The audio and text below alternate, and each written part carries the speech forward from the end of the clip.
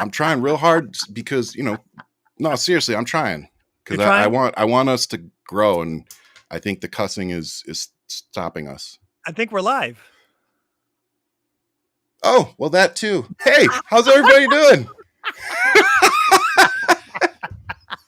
You're supposed to tell me to play the intro too. Hey man, I can't tell you everything, brother. I can't tell you how to live your life. I can't even say that I've been drinking like you. Welcome to this week's episode. We had a great green room. Yeah, we did. That's why we're late. What's up, babe? Oh yeah, we just went on. We don't know what we're doing today. We have no idea. It's going to be Welcome one of those. Hold the mic. That's Ryan. He doesn't know where he's at. I'm Ian. Somewhere in between the show, you're going to hear an owl, so don't mind you guys. We're just giving you the ambience of today's show. Cheers to everybody. I'm having a glass of red wine. You guys are my Valentine's date. I see my big Unk is in the chat. How you doing, big Unk? Uncle Baron is here. See my big brother too. Happy Valentine's Day to everybody. Happy Valentine's Day, yes. Glad that you are spending it here talking with us. It's going to be a good show. We got a lot of good information. Yeah. So I'm actually really excited. And I'm excited to be here with you as always, brother, for our Friday night chats. So yeah, let's get it going. Yeah. With the Happy Valentine's Day, I think we should probably start with the Valentine messages that we should speak about. So the White House, of course, wasted no time celebrating. And I got to say, I don't know how you felt, brother, but when I saw this, and this was literally the first thing I saw this morning, I opened up my Instagram and this was what I saw. So it's like, really? So the White House put out this Happy Valentine's Day virtual card, I'll call it. And it's got Trump and what's this dude's name? Hannon something. Anyway, whoever this other dude is, they look good together. That's roses are red. What is it? That's the border czar. Yeah, border douche. Yep. Roses are red, violets are blue. Come here illegally and we'll deport you. Really? Yeah, there's no elegance. Just straight trash in the White House. Like they don't faze me. Their trolling does nothing. They're not funny. You know who is funny? Me. You. Yes, you. What did you write? So as you can see here, I just went ahead and replied to the White House's post. And for those, I like to use AI now. And I think I'll take this opportunity to give a shout out to our sponsor, Christian Ortiz and Justice AI. We use them quite a bit on this show. And if you don't know what that is, it's an AI program that you can use to help you fight bias, racism, and decolonization, all sorts of things. So, or colonization, I should say. But it's a great program. We use it a lot on here, and we thank Christian for sponsoring the show. That's right. With that said, he calls it Jai. Just so you know, that AKA. Oh, does he? Known as Jai. Yep, Justice AI. Jai. See, everybody's got to have something, right? Yeah, everybody got to have an acronym. Oh yeah. Whatever he wants to call it is what I'll call it. Hey man, I call him Tony Stark with that nickname. I'm like, go ahead, man. I actually do like that. Yeah. But my reply here was, roses are red, violets are blue. Don't let them fool you. Barron should be deported too. And I went ahead and posted Justice AI when I asked, was Melania Trump a naturalized citizen when Barron Trump was born? Answer, no. Melania Trump was not a naturalized citizen when Barron Trump was born. Barron was born on March 20th, 2006, and Melania became a naturalized citizen later in that year. Mm-hmm. So if you, again, go fact check us, folks. We're not trying to start a cult. We just try to educate here. Donald Trump and his group are trying to get rid of anchor babies and other ways that people can gain citizenship in the United States. That's right. So it's just this is what upsets me the most. I think people are under some misconception that I just hate Trump for no reason. No, I don't like MAGA because they're all hypocrites. I don't like MAGA because they literally are married to a bunch of immigrants that came here questionably. And then they let somebody like Elon Musk in, who I literally have on him and his brother on video saying that they were illegal immigrants. I miss the days where cults drank Kool-Aid is all I'm saying. I'm just saying. You know, I Try to. bring that back. Make America great again. Bring it back. Bring it back. I just to And for those who don't know, Google search that. What's bothering me the most is the hypocrisy. Yeah. Is Hunter Biden. Really? Like, do you see what's going on here? It's a go-to move, and I always just tell everybody, especially when they were talking. I mean, because there's so many things coming out where Elon will just make a tweet. It's like, well, show us the proof, and he's like, well, it's all coming, but just know we're finding billions. It's like, yeah, it's ending up in your pocket. That's how you know there's billions. But it's like when they bring up Hunter, I'm like, he wasn't an elected official, and I don't care. I don't care what was on his laptop.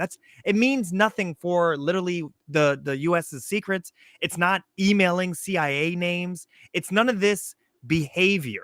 Like literally, if you want to put on Hillary Clinton, where you guys had her there for 11 hours to question her about her private email, but yet here you guys are sending a private email, with CIA names, first name and initial, last name initial. Oh, and it's now leaked. Like, come on, guys! Like, this stop right now. And again, particularly for our international listeners, if you hadn't heard, Elon Musk's DOGE group. I'm not calling them. My wife calls it doggy. She did not know what that meant. She was like, doggy, doogie. That's probably what we should be calling it.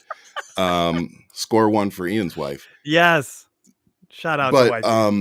So they were releasing all sorts of information trying to be transparent, and they accidentally released some information for one of our spy agencies. Yep. So then they tried saying that. Then they all the new recruits, and then they tried saying in the bottom that none of the information that they had released affected our spy agencies, and people quickly were searching and found that wasn't the case. Mm-hmm. So this goes back to maybe we shouldn't give access to our government and our computers and departments to somebody who couldn't pass a background check. More importantly, maybe we should have them do the same training that federal employees and military people have to do to understand things like operational security, infosec, informational security, things like that, so that he would understand that doing this is really stupid.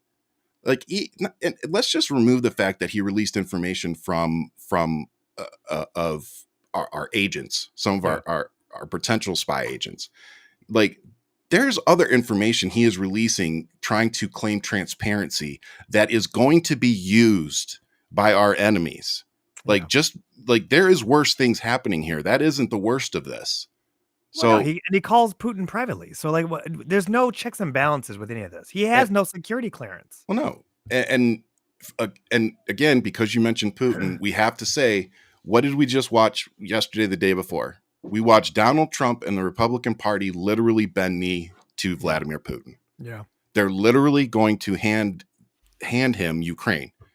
So when Donald Trump came out and said, oh, we're going to end the wars in the Middle East, we're going to end the Ukraine war, he didn't say how he was going to do it. Right. And the way that he's going to do it, he's going to just hand it to him. He's going to hand Ukraine to Russia, and then he's going to go in and let Israel do what they want, and then try to buy Gaza himself. Oh, he's not buying it. It's a gift. Oh, I'm sorry. Yeah, it's going to be a gift. And he said that we're not even going to have to deploy a troop to get it. That's right. That's right. This is insanity, my friends. Like, these aren't jokes.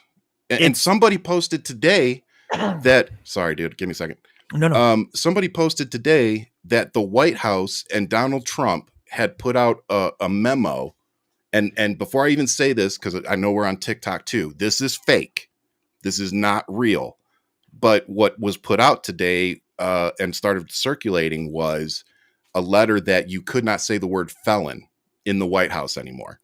And I saw it, and I because I'm getting better at questioning everything, I was like, you know what the sad part is?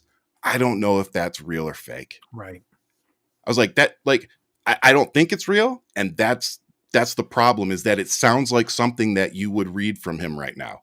Right. So even though it was fake, what bothered me is that me and so many other people in the comment sections, in that comment section, were like, is this real?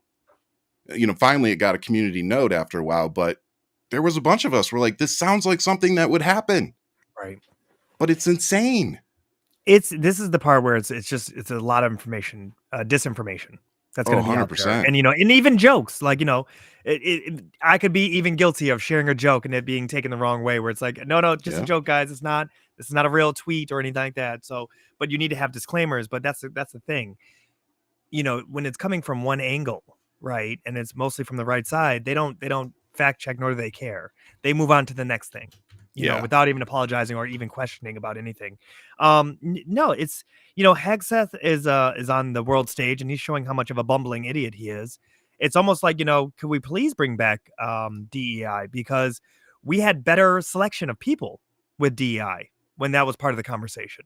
Yeah. Hegseth looks like it's just, they let the town drunk in.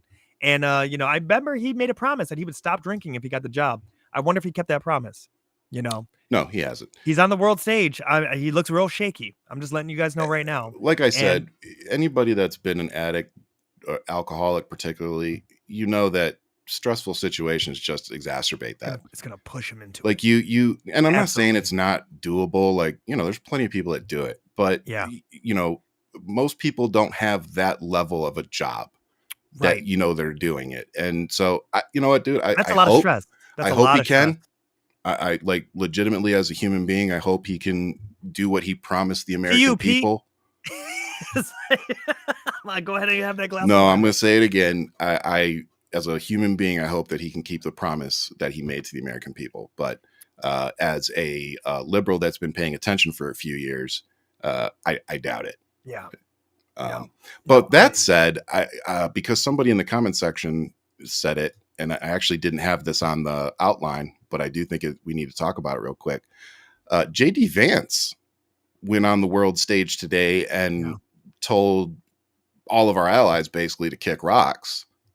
So U.S. Vice President JD Vance has launched a scalding attack on European democracy, saying the greatest threat facing the continent was not from Russia and China, but from within. So, like, they're really trying to normalize what's going on right now. They're not hiding it. They're not. No, they're not at all. They're literally telling Ukraine that this is a war they should never have started or been a part of. Yeah, you should have just given it to them. This is the part that I find really interesting, is that Trump is talking about negotiating with Putin, not with Vladimir there, nor with NATO. Yeah, and it's like, timeout, full stop. You need to have the people that are there a part of this conversation. This is not you and Pootie on the phone talking out, fangirling it over whatever each other's, warship sizes are and everything. It's really more so of you guys actually finding peace. There's a part of me that feels like this was all part of the plan 4 or 5 years ago, if you see what I'm saying. Oh, yeah. Making those last bit of phone calls as your president, saying, hey, why don't you go ahead and start some stuff? I'll be back in 4 years. Yep. Because it really looks like that. I'm sorry to tell you guys. It does. All of it. All of it. And when you sit here and you're like, wait a minute, this is all the war game? This is just a war game. Absolutely. We're playing all this stuff. Go ahead. And the kicker is, these images to me, like, the leader of India's coming in and Moody. Yeah. It's like, and then he's kissing his family's butt.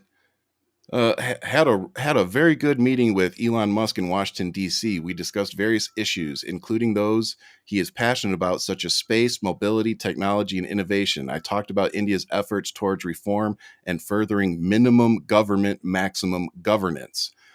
By the way, anybody paying attention in the last 3 weeks, do you feel like the Republicans, MAGA, and Donald Trump are for small government? This is, they're trying to ban mifepristone.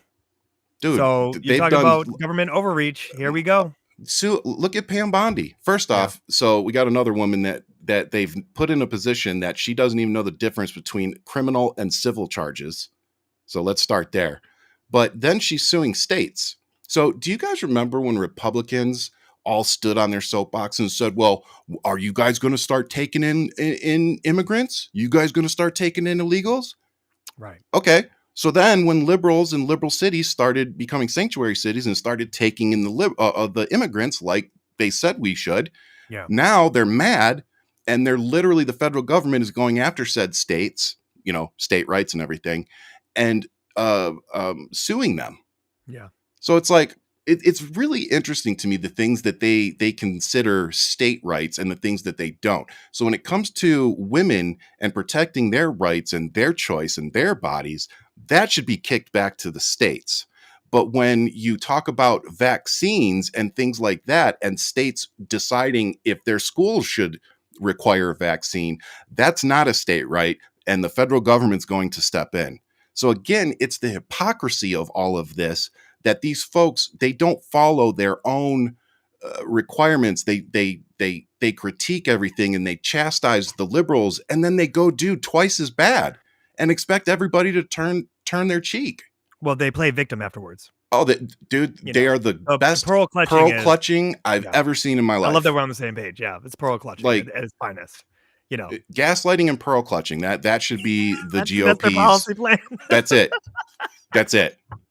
Because all Donald Trump does, he's doing the exact same thing he did in 2016 through 2020. Yeah, it's I mean, well, that's just, old man. Put out as much stuff as you can, but and try to do the most craziest stuff possible and see what they're going to let you get away with. Well, prime example is Elon Musk right now. Let me ask you all this question. If liberals and Joe Biden had let George Soros into our government and gave him the same access that they've given to Elon Musk, what would Republicans have done? Well, it's funny you say that, because it's literally like Republicans with Elon are doing exactly what they've always blamed Democrats do with Soros. And it's interesting to see that really just running amok, doing all this, which this person's not elected. This person's not even, I mean, yes, he's an American citizen now, but he is literally the definition of an undocumented immigrant in this country. He literally broke the law. No, well, technically, no. As we talked about with Robert in the last couple episodes, just coming to this country and overstaying your visa is not breaking the law. Getting deported and then coming back in is breaking the law, and that's something that everybody should be on the same page with, like just understanding.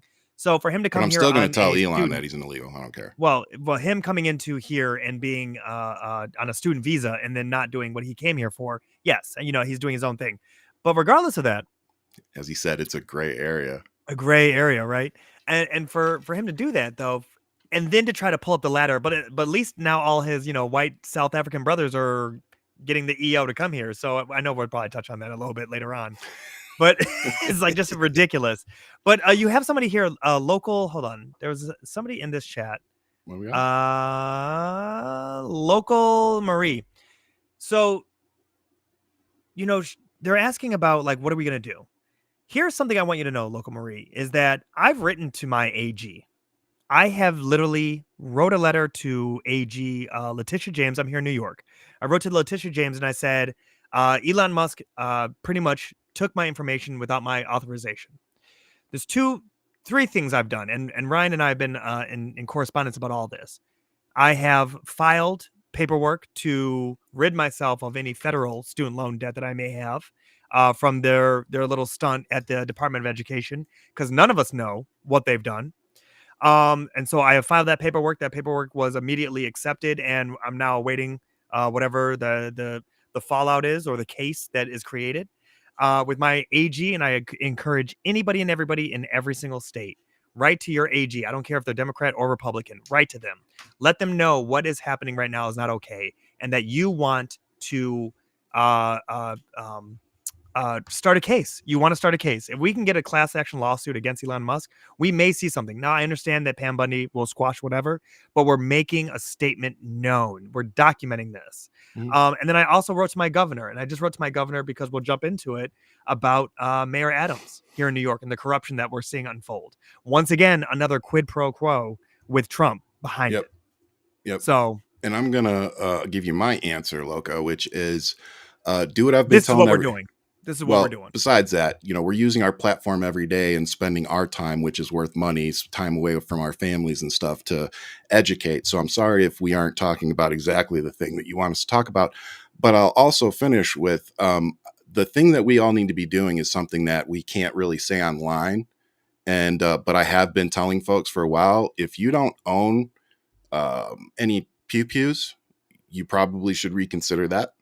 If you do, you should probably go purchase a lot more ammo, because when you have a vice president standing on the world stage, literally telling all of our allies, to go F themselves. Yeah. And you have a three citizenship holding, guy that overstayed his visa and came here and worked instead of going to school. You've got him in the White House playing president. So, I don't know who folks think is going to jump up and save us, but there's literally nobody anymore. Like, between the appointments, between the people that are quitting, Democrats can't do anything because they don't have anywhere. They don't have the majority anywhere. So all the people that have tried to stop Donald Trump, that have put their careers, their lives, their family safety on the line, they weren't able to stop them. So, when you come here and you say, what are we going to do? We're at the end of the line here. So I need you guys to wrap your heads around that.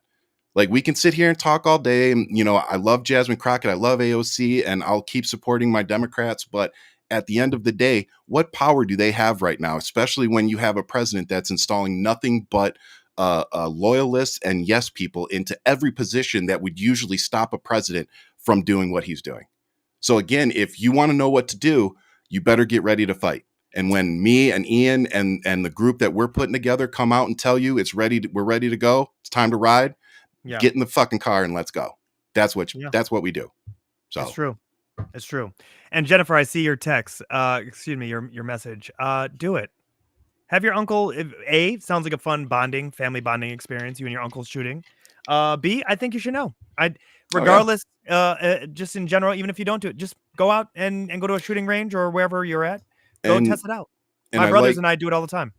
And I like what Kiss Kiss said. Protest. If y'all haven't noticed, there are some things that have happened recently that are because everybody's calling their Congress. Everybody's doing what Ian just told you all to do. That's right. It is making a difference. And I was on the No Limits show this morning, and we actually talked about that. And I said, you know what? As much as and me probably more than most because of what I do every day, as much as we want to look at MAGA and Trump people, but more specifically, I'm talking about all the Trump voters that are coming out and seeing what has happened over the last 3 weeks and realizing, we really messed up. And there's a lot of them. Like, yeah, there's a couple of spoofs and stuff like that. But the reason you have these right-wing people trying to spoof them is because it's making them look bad. So they're trying to, do what any gaslighter does, downplay it and say, oh, that's not what's happening. Right. There are a lot of people that are seeing what Elon Musk is doing and they don't agree. They're seeing what Donald Trump is doing and they don't approve of it. So I've been saying for a while, I don't know when the time is going to come for us to put down our swords against each other. And I think I'm finally feeling like this is the time, because if it's not going to be now when everybody's light bulbs are going on and they're really finally figuring out that this dude doesn't care about Americans, he doesn't have the best interests of us in mind.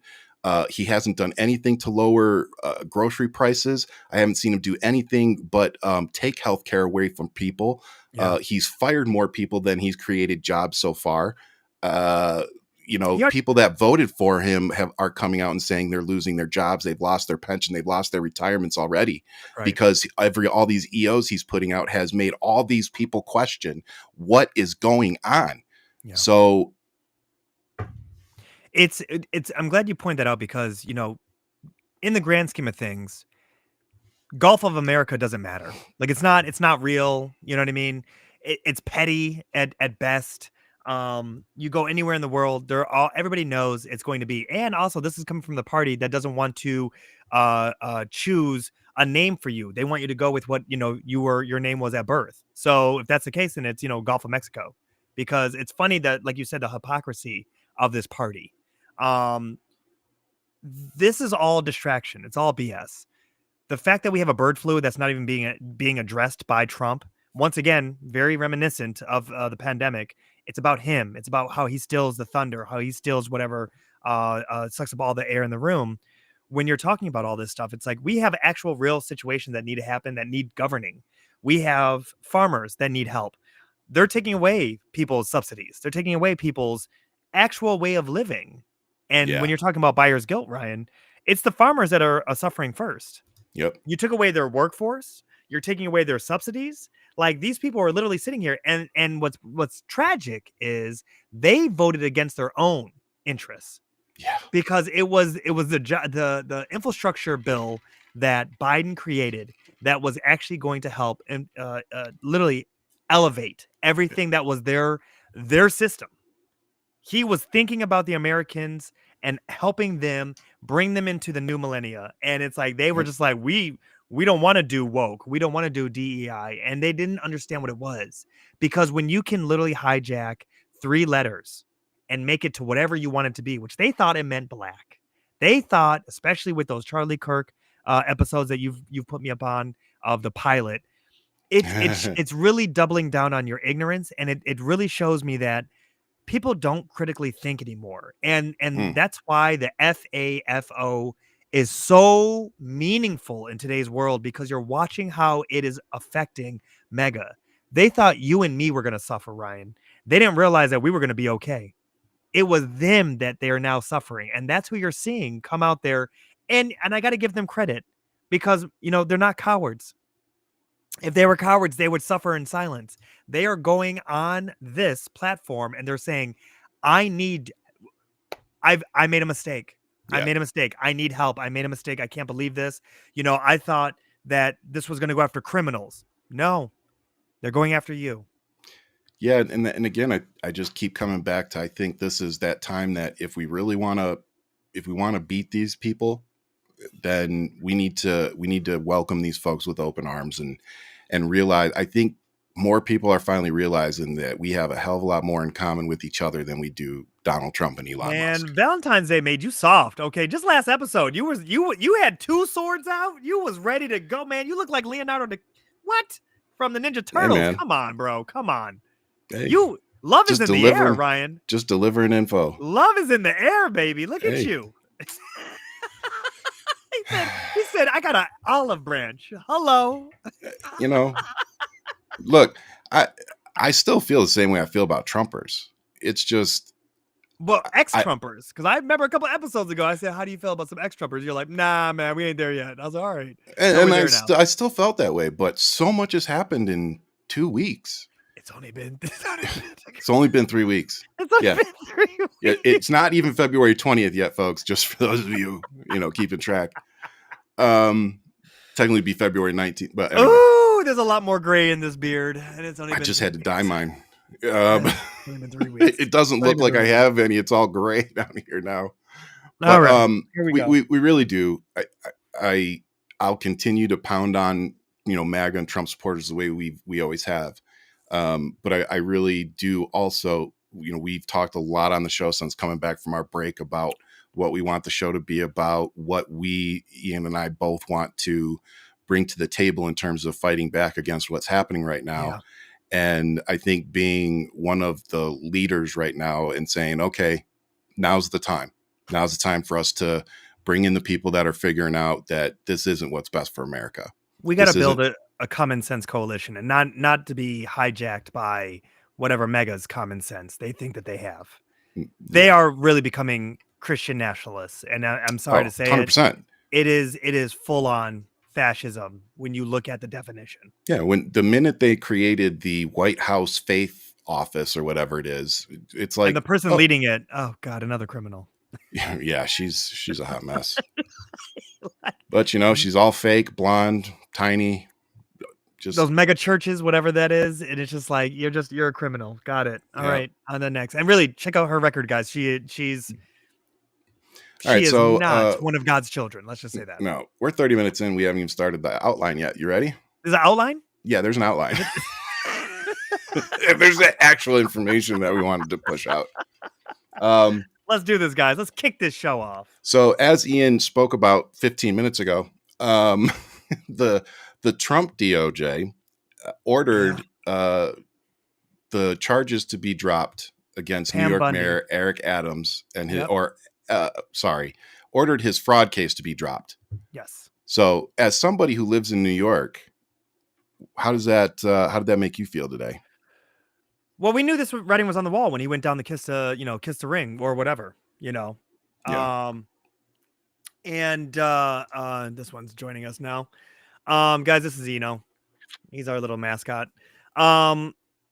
When immediately when we saw this case unfolding, we knew that Adams had a shady past. The writing was on the wall. And to watch all this kind of unfold and to see Trump come into power, and then to see how the only trickle down effect that really does exist is criminals. You know, when you're literally rotted from the top, it starts at the head, right? Yeah. And so the writing's on the wall. And I actually told a couple of friends of mine who just got their daughter here in America through the whole process. Took her daughter 10 years to become an American citizen, got her green card, to do this whole process. And I told her, I go, be careful. Like, even be careful with speaking Spanish, at a store. I go, they're picking up Puerto Ricans. Just don't put yourself in a situation. I'm sorry that, I come off as being biased and this conversation sounds like it's really bigoted. I'm just letting you know, like, just watch, protect your neck. That's how I talk. Protect your neck at all costs. And so we have the writing on the wall. We know New York as a sanctuary city. We knew that Adams was going to sell us out. Because he's trying to protect himself, right? Yeah. And so when you have six individuals who are Republican, mainly, literally coming from working with Scalia and with Roberts at the Supreme Court, when these people are recusing themselves and they're stepping down and they're like resigning in protest of not doing this because they understand that you are literally making our criminal justice system political. Like, it's not even about law anymore. No. And the last one that's leaving is like, hey, like, I'm resigning. I'm not doing this. And at some point they will find their fool. Well, guess what? They just found their fool. Yeah. The seventh person who stepped in is like, yeah, we're going to go ahead and close this up. And it's like, wow, here we are. And when you look at the fact that, and I text you personally, I was like, hey, maybe Hochul will step in and she will literally close this down and she will fire this man. Yeah, I mean, seems people in the comments are saying the same thing. Yeah, but here's another thing. I wrote to her and I specifically said that, this quid pro quo. If this is true, you need to step in and you need to bring a moment of clarity and be a moral compass for this country. Because if this person is allowed to do this, this is just the start. These are the cracks in democracy, ladies and gentlemen, that you start to see the erosion of what we have, because this is how fragile democracy is. Yeah. The moment that we go down this hill, there's no coming back. Nope. So, as Ian said, I want to just give a brief little summary. This has led to mass resignations. And by the way, now Eric Adams is discussing a primary run on a GOP ticket. Not surprising. That's right. The Department of Justice is experiencing internal upheaval following an order from Acting Deputy Attorney General Emil Bove to dismiss corruption charges against New York City Mayor Eric Adams. Mayor Adams, indicted in September on charges including fraud and bribery, was accused of accepting illegal contributions and lavish perks. The directive to drop the case has led to high-profile resignations, notably that of interim U.S. Attorney for the Southern District of New York, Danielle Sassoon, and 5 other senior officials. Critics argue that this decision suggests political interference, especially given Adams's cooperation with President Trump's immigration policies. That's right. The controversy has prompted calls for Adams' resignation from figures such as Representative Alexandria Ocasio-Cortez and New York Lieutenant Governor Antonio Delgado. Yeah. No, this is bad. This is really bad. We can make all the jokes we want to about this. And this is the thing, guys. I want you all to understand. This guy was a captain of the NYPD. This is a cop. This is a cop who has, when you think of, protect and serve his own interests, that's where he's at right now. Yeah. And the fact that he is going to sell out all these people who came to America / New York for a better life and have been here working. Now, mind you, no one is against anybody who breaks the law. Nobody is against it. If you come to this country and you break the law, you're going to get deported. Like no one in their right mind is going to be like, no, we really should give them a chance. No, we're just saying, hey, prove that they did it. Reasonable doubt. Get that off there. Make sure you can prove your case. And then if it is all set, go ahead. So what they're going to do is they're going to get, he gave them access to Rikers Island. Rikers Island is a notorious prison system here that literally holds people who literally have not even seen their court date yet. That's how bad this place is. Yeah. They're just sitting there waiting. And so what they're going to say is they're going to let them go in there. They're going to take anybody they want to take and then ship them out. And it's like, but there's no due process. Again, this is that snowball effect where you're watching democracy just literally crumble in front of us. Yep. So I'm urging Governor Hochul, step in, do your job. Yeah. Show the world. I mean, she stepped in when it came to the online doctor prescribing medication for a young lady in Louisiana. Mailed her the proper medication to end her pregnancy. So abortion, right? Yeah. And so now Louisiana's AG wants to indict this doctor and wants her sent to Louisiana to press charges on this person. Governor Hochul literally went on the record. Everybody, look at this case. Do not let this go by silently. Yeah. Look at the situation.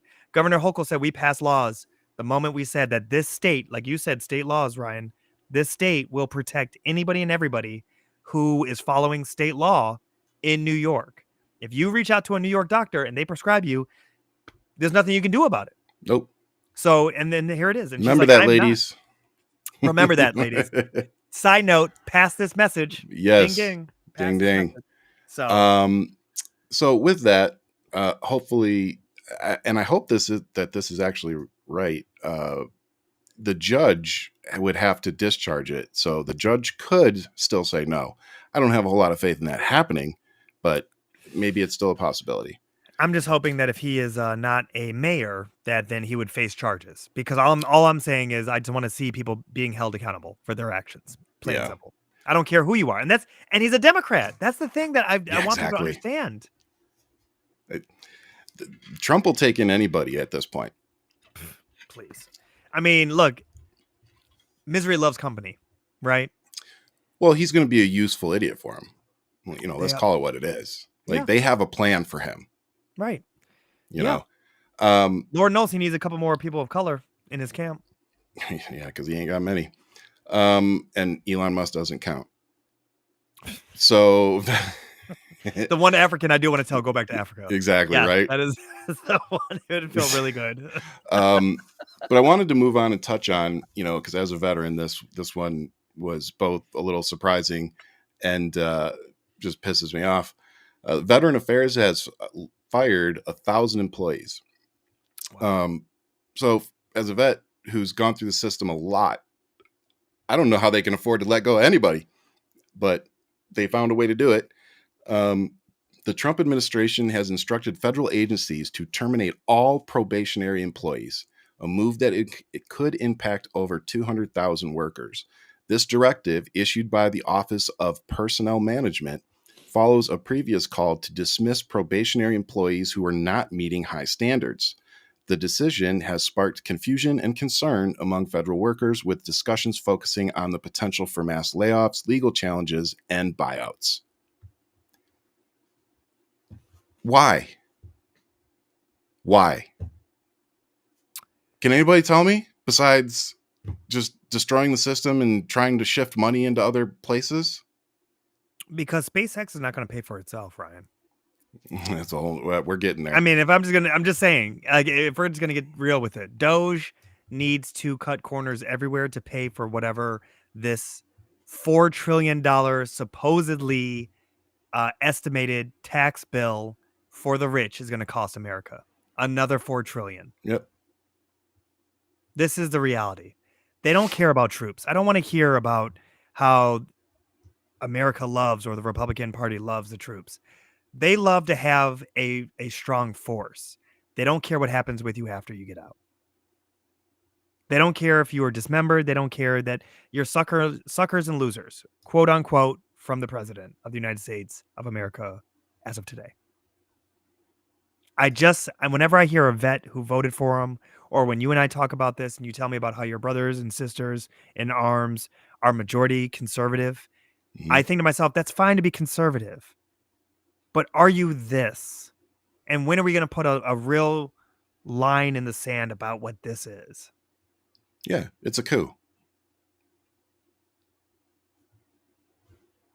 Just calling it what it is. Because this is the part where I really have to push every American right now. And you know what? And all of our other listeners. I know we're in a lot of different countries. It took Hitler 53 days to eradicate Germany's democracy. How many days are we in right now? 25, 26, 26 days. Oh, 27 because there's 31 days in January. And right now we are watching the actual criminal justice system crumble. Yeah. No, my Jennifer said my uncle's 100% rated veteran. He's pissed about this. My wife and I we both have pensions, and it's like we're concerned that they're gonna be like, well, we're just gonna stop paying them pensions. Yeah.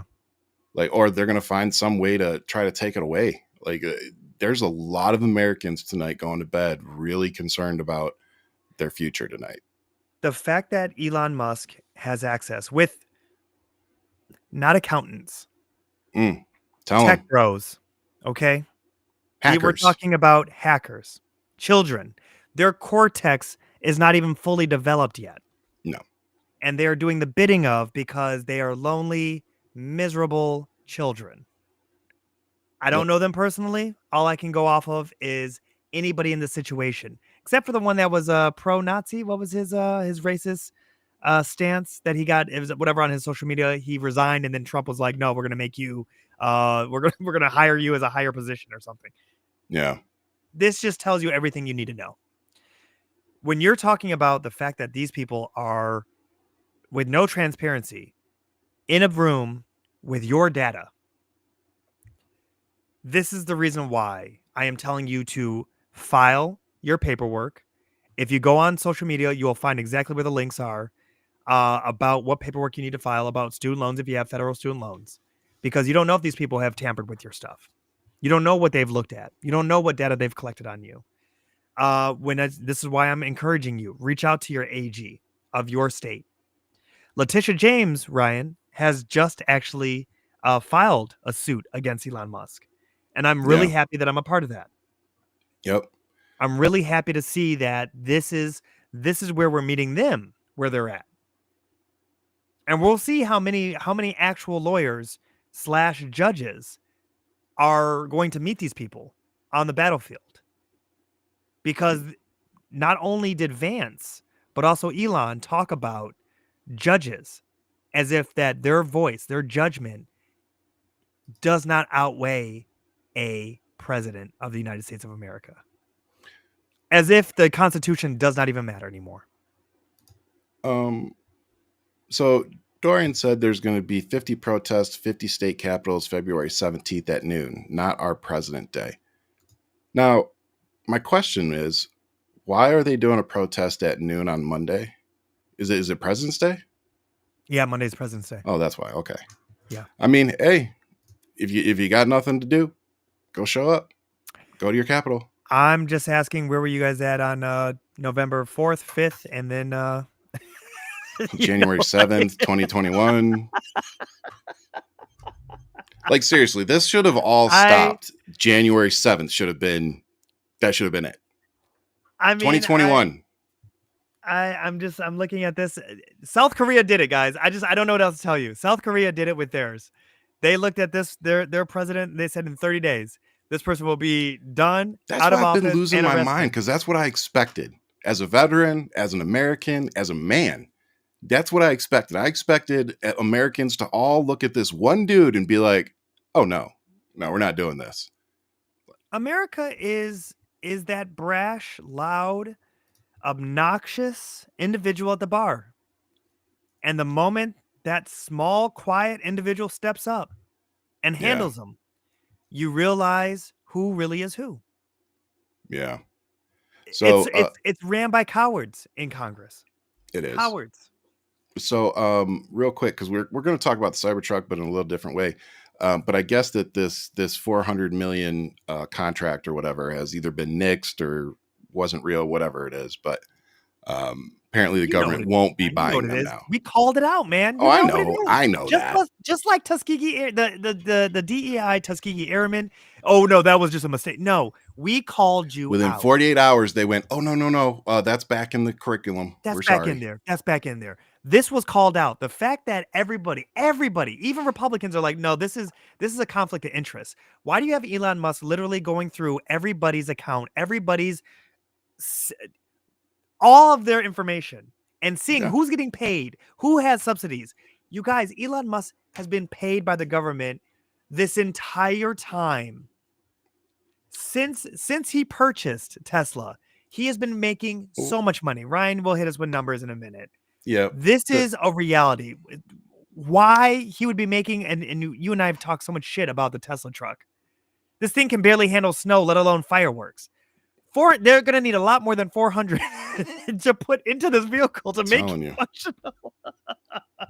I'm like, so yes, and just real quick, can we talk about what a pile of junk this thing is? It's shaping up to be more dangerous than the Ford Pinto and Pontiac Fiero. I mean, is bad. This is bad. Apparently, it just ran into a pole, and I mean, it did a lot of damage to that thing too. The pole was still standing, and the car was like, so the truck ran into a pole while operating under its full self-driving software. Yeah. So in case you haven't noticed, Elon doesn't care if people die in his product. Like he really doesn't. Real quick, I have to tell everybody this. Any taxi that shows up to me that is a Tesla, I cancel the vehicle. If I do Uber or they're not safe. And I'm traveling with my son. I'm just not going to chance it anymore. And you want to know how it's a piece of junk?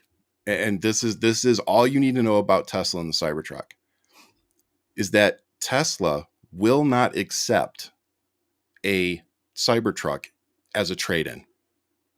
They have literally put it, again, we're not trying to start a cult here. We just try to educate. Go Google this. Time out. Are you serious? Ron, I didn't even know about I'm dead serious. Tesla will not accept Cybertrucks as trade-ins.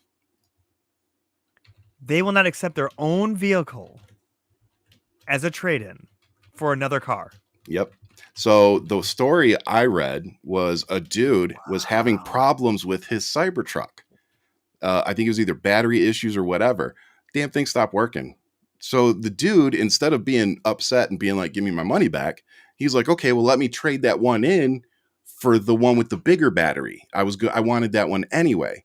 He went to go try to turn it back in and get another one, a different model. And they said, sorry, we can't take that as a trade-in. They'll take a Model 3. They'll take the Model S or whatever, but they won't take a Cybertruck. Man, I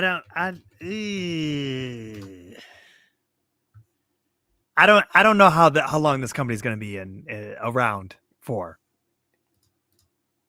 Let's see here. Again, just because we're not trying to start. There's tons of stuff on it. They don't accept it. Like, why would you buy a product that is so terrible that the manufacturer won't stand behind it? They can't even sell them either. Like no. they're right. Matter of fact, there's graffiti artists that are getting more attention with those than actually people driving them on the streets now. Yeah. They're getting tagged up left and right. Yeah. Swastika cars? Is that what they're calling? Yep. Swastika trucks, I think. But, again, it's just this is insane. Yeah. What we're watching is we're like saying we're living history. I think that's downplaying it. Like, this is the worst thing that has ever happened to this country since the Civil War. Yeah. I mean, I know people think that like it's hyperbole or, we're just trying to gaslight people. No, folks, this is serious. Yeah. When you start taking generals portraits down from the Pentagon. Like, yeah, that's seriously. But I will say that, I won't call Elon a Nazi. Not yet. Nazis made better. Watch that word. We're on. Well, whatever. They made better cars. I'm just going to tell you right now. Oh, German cars, yeah. But just in case you were wondering, this is now hanging in the White House. For those who can't see, it's his Atlanta mugshot photo. It's his mugshot photo. He had it framed outside of the Oval Office. Yeah. Yeah. We are a joke, people. We are a joke. These people know they voted for a felon and they don't care. Yeah. But let's talk about Hunter Biden, who had no position in the government, had no office in the White House, nothing. Yeah. Like I said, you're all jokes. Like, Well, I just can't take you serious, and I mean, the world is laughing. Oh, they're laughing. There's no ands, ifs, or buts. When they talk about, Taylor Swift got booed at the Super Bowl last week, and it's like, yeah, okay, yeah, she's with the Chiefs. We already understand that. I go, what's the story about Trump? Because his sounded horrible. Yeah, and they were shouting at him, calling him the R word, all types of words. Traitor. There was more, tons of things. If you guys haven't seen that clip, go check it out.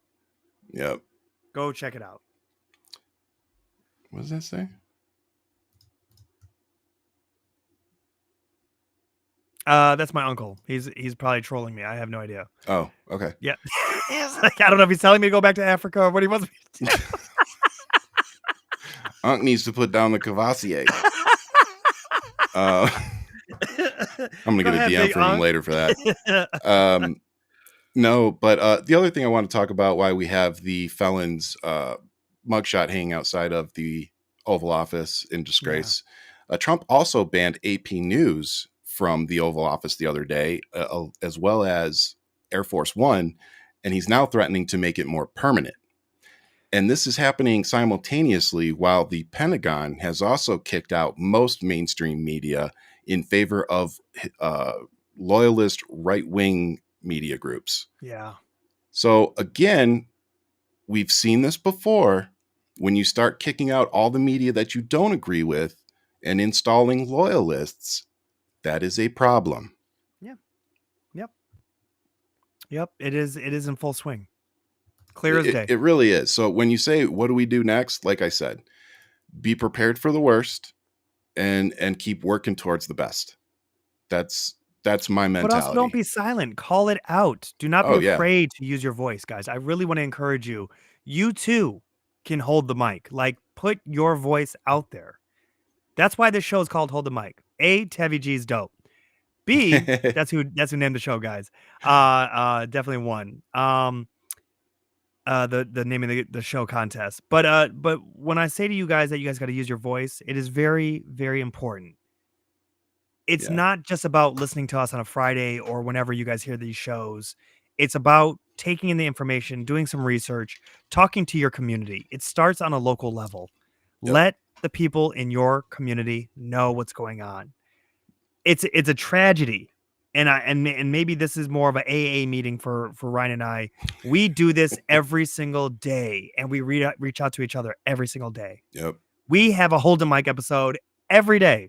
If it's a text, if it's a quick phone call, if it's just an email, whatever the case is, we are always constantly going back and forth. And then we really get into the nitty-gritty in front of you live, where we're like, okay, let's talk about what we've just witnessed and gone through, on top of being fathers and just dealing with the everyday struggles of just being here in America. Mind you, how much did you pay for eggs, Ryan? How much was your weekly eggs? $7.20. $10 here. Jesus. $10. Bad.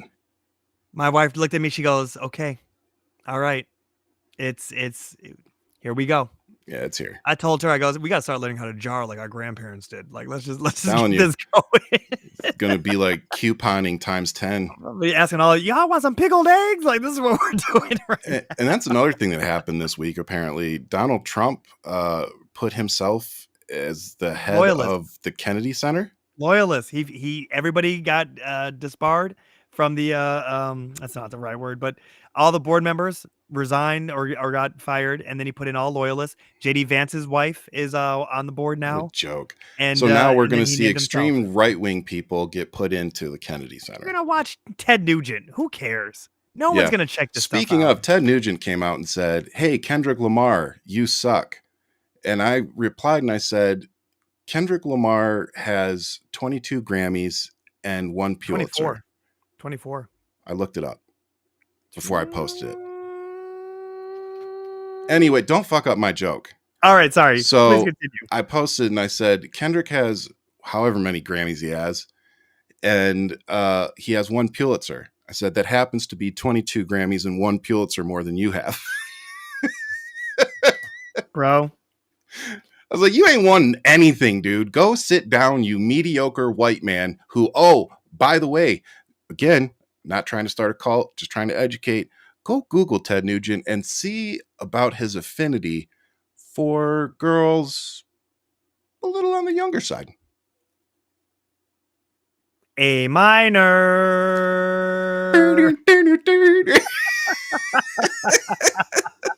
I'm like, gee, I wonder why you didn't like it. Yes. Yes. 22. Man. 22. You're right. 22. Don't ever question me about hip hop again. Ooh.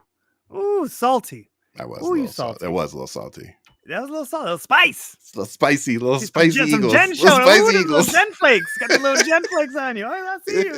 I see you, boy. Oh, man. Speaking of A minors, let's get back to Elon Musk. The other thing that we really need to speak about is, and the way I want to start this for all my MAGA trolls that I'm going to post this clip to later, is how would you feel if George Soros was doing what Elon Musk is doing right now, and while doing what he's doing right now, receiving several government contracts? So let's go over some of the government contracts that Elon Musk has received, shall we? So as of February 14th, 2025, Elon Musk company, man, I can't talk today because I got a sore throat. Like I can't, sorry guys. Sorry for all our listeners. As of February 14th, 2025, Elon Musk's companies have been involved in several government contract discussions and agreements over the past 30 days. SpaceX contracts.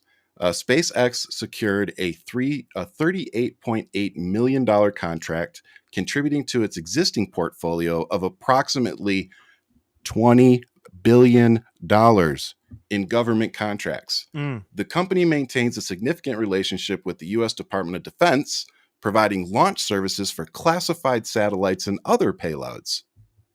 No conflict of interest there.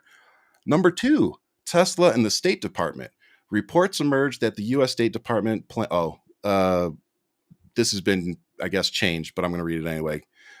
Reports emerged that the U.S. State Department planned to allocate $400 million for armored Tesla vehicles. However, Elon Musk denied these claims, stating that Tesla was not receiving such a contract. The State Department subsequently halted plans to purchase $400 million worth of armored electric vehicles from Tesla following these reports. And of course, the reports were from AP News. Number 3, the Boring Company and Dubai Loop project. Elon Musk's The Boring Company announced plans to construct the Dubai Loop, a 17-kilometer underground tunnel network in Dubai. This project aims to enable cars to travel at 100 miles per hour, allowing passengers to reach any destination within the city in 6 minutes. So I guess doing contracts with foreign governments isn't any type of conflict of interest, which, by the way, if you've ever gone through a security clearance background check like I have for a secret security clearance 3 times, one of the biggest questions they ask you is what interactions you have with foreign governments or foreign nationals. Yeah. And I can promise you that there are several things that Elon Musk has done that would revoke his any kind of clearance that he might have. So in summary, while SpaceX has secured a notable $38.8 million government contract in the past month, reports of Tesla receiving a $400 million contract for armored vehicles have been refuted, and the State Department has halted such plans. Additionally, the Boring Company has embarked on an international project with the Dubai government. So again, Flip it around, and if that was liberals and Democrats doing all that, and that was happening with, what would be happening? I mean, just think about the way they lost their mind with Hunter Biden. What would Well, they be doing if this was happening? this is the part where I feel like we need to be exactly the same, if not more annoying Yes. than what Mega gave as the Tea Party, to what Tea Party was to Obama, to what Mega was to Joe Biden. This is what we need to be doing nonstop. And it's one of those things where when we are looking at this particularly, look at what we have accomplished thus far with Target and also with Tesla stock. They are dropping. They are dropping like lead. Heavy. Yep. And the thing is that we have to, like I said, I'm not jumping in a Tesla if it's a Uber or a Lyft coming to my way. I'm good. I can't. I don't like this car. I'm good. It's one of those things where people are going to start thinking to themselves like, well, shit. Okay. All right. Because this individual is the biggest welfare queen that we're talking about. The fact that they're taking away and they're going to go after, guys, pay attention. They're going to go after Social Security. They're going to go after Medicaid and Medicare and everything. The biggest thing that they're trying to do is find the amount of money that they can actually accumulate so they can pay for Trump's tax plan. Why else are they talking with Mike Johnson about raising the deficit? I thought you guys were cutting costs. Yep. It was never about that. It was never about that. And this is why I say don't get it twisted about Gulf of America. I'm disappointed in Google 100% for going along with this stunt. Well, Google can kiss my what, because they didn't just rename the Gulf of Mexico. They also took off all the holidays off of their calendar. Right. So Black History Month, Pride Month, all of those. They removed them. Logistically, it was too hard to keep up with everything. Said that, it was getting too difficult for them to keep up with all the different stuff. And I'm like, really? All the things that Google can do? All the apps that Google has? You're telling me that keeping up the holiday calendar list was just one step too far? Yeah. Come on. All I can do is employ the people that work for Google. This is on you. This is in your house. Y'all got to do your own little walkout or do something that you create the tension that's necessary. And isn't it weird? We're watching a company that we used to watch videos of 15, 20 years ago that had the sleep pods, the coffee makers, and make sure you eat those grain oat bars over there. This was the future workplace, ladies and gentlemen. Now here we go. Oh, sweet baby Jesus. Well, speaking of, as I said earlier, anybody who thinks that there's going to be all these, heads of departments, elected officials that are going to save us from the evil orange man. Let's have a look at all of the loyalists that Congress has confirmed over the last week or so. This belongs. I need a drink for this. This belongs in the segment. Stop making stupid people famous. Please continue. No, I like that. This is definitely this week's stop making stupid people famous, on top of Feelings Friday for me, because have at it, my friend. Bro. I know which one's killing you the most. I already know. Oh, you do. Yep. As of February 14th, 2025, President Donald Trump has made several notable cabinet appointments during his second term. Many of these nominees have been confirmed by the Senate, while a few are still pending confirmation. Here's a summary of the key appointments. Secretary of State, Senator Marco Rubio of Florida, was confirmed unanimously. Secretary of Treasury, Scott Bessent, a financier from South Carolina, has been confirmed. Secretary of Defense, Pete Hegseth, a former Army officer and Fox media commentator, faced significant opposition but was ultimately confirmed down party lines. Pamela Bondi, former AG of Florida, has been confirmed, and then promptly let us know that she doesn't know the difference between criminal and civil charges. Secretary of the Interior, Douglas Burgum, former governor of North Dakota.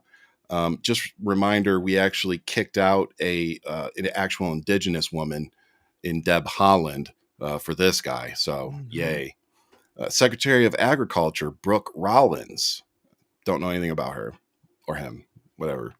Secretary of Labor, Lori Chavez Duremer of Oregon is awaiting her confirmation.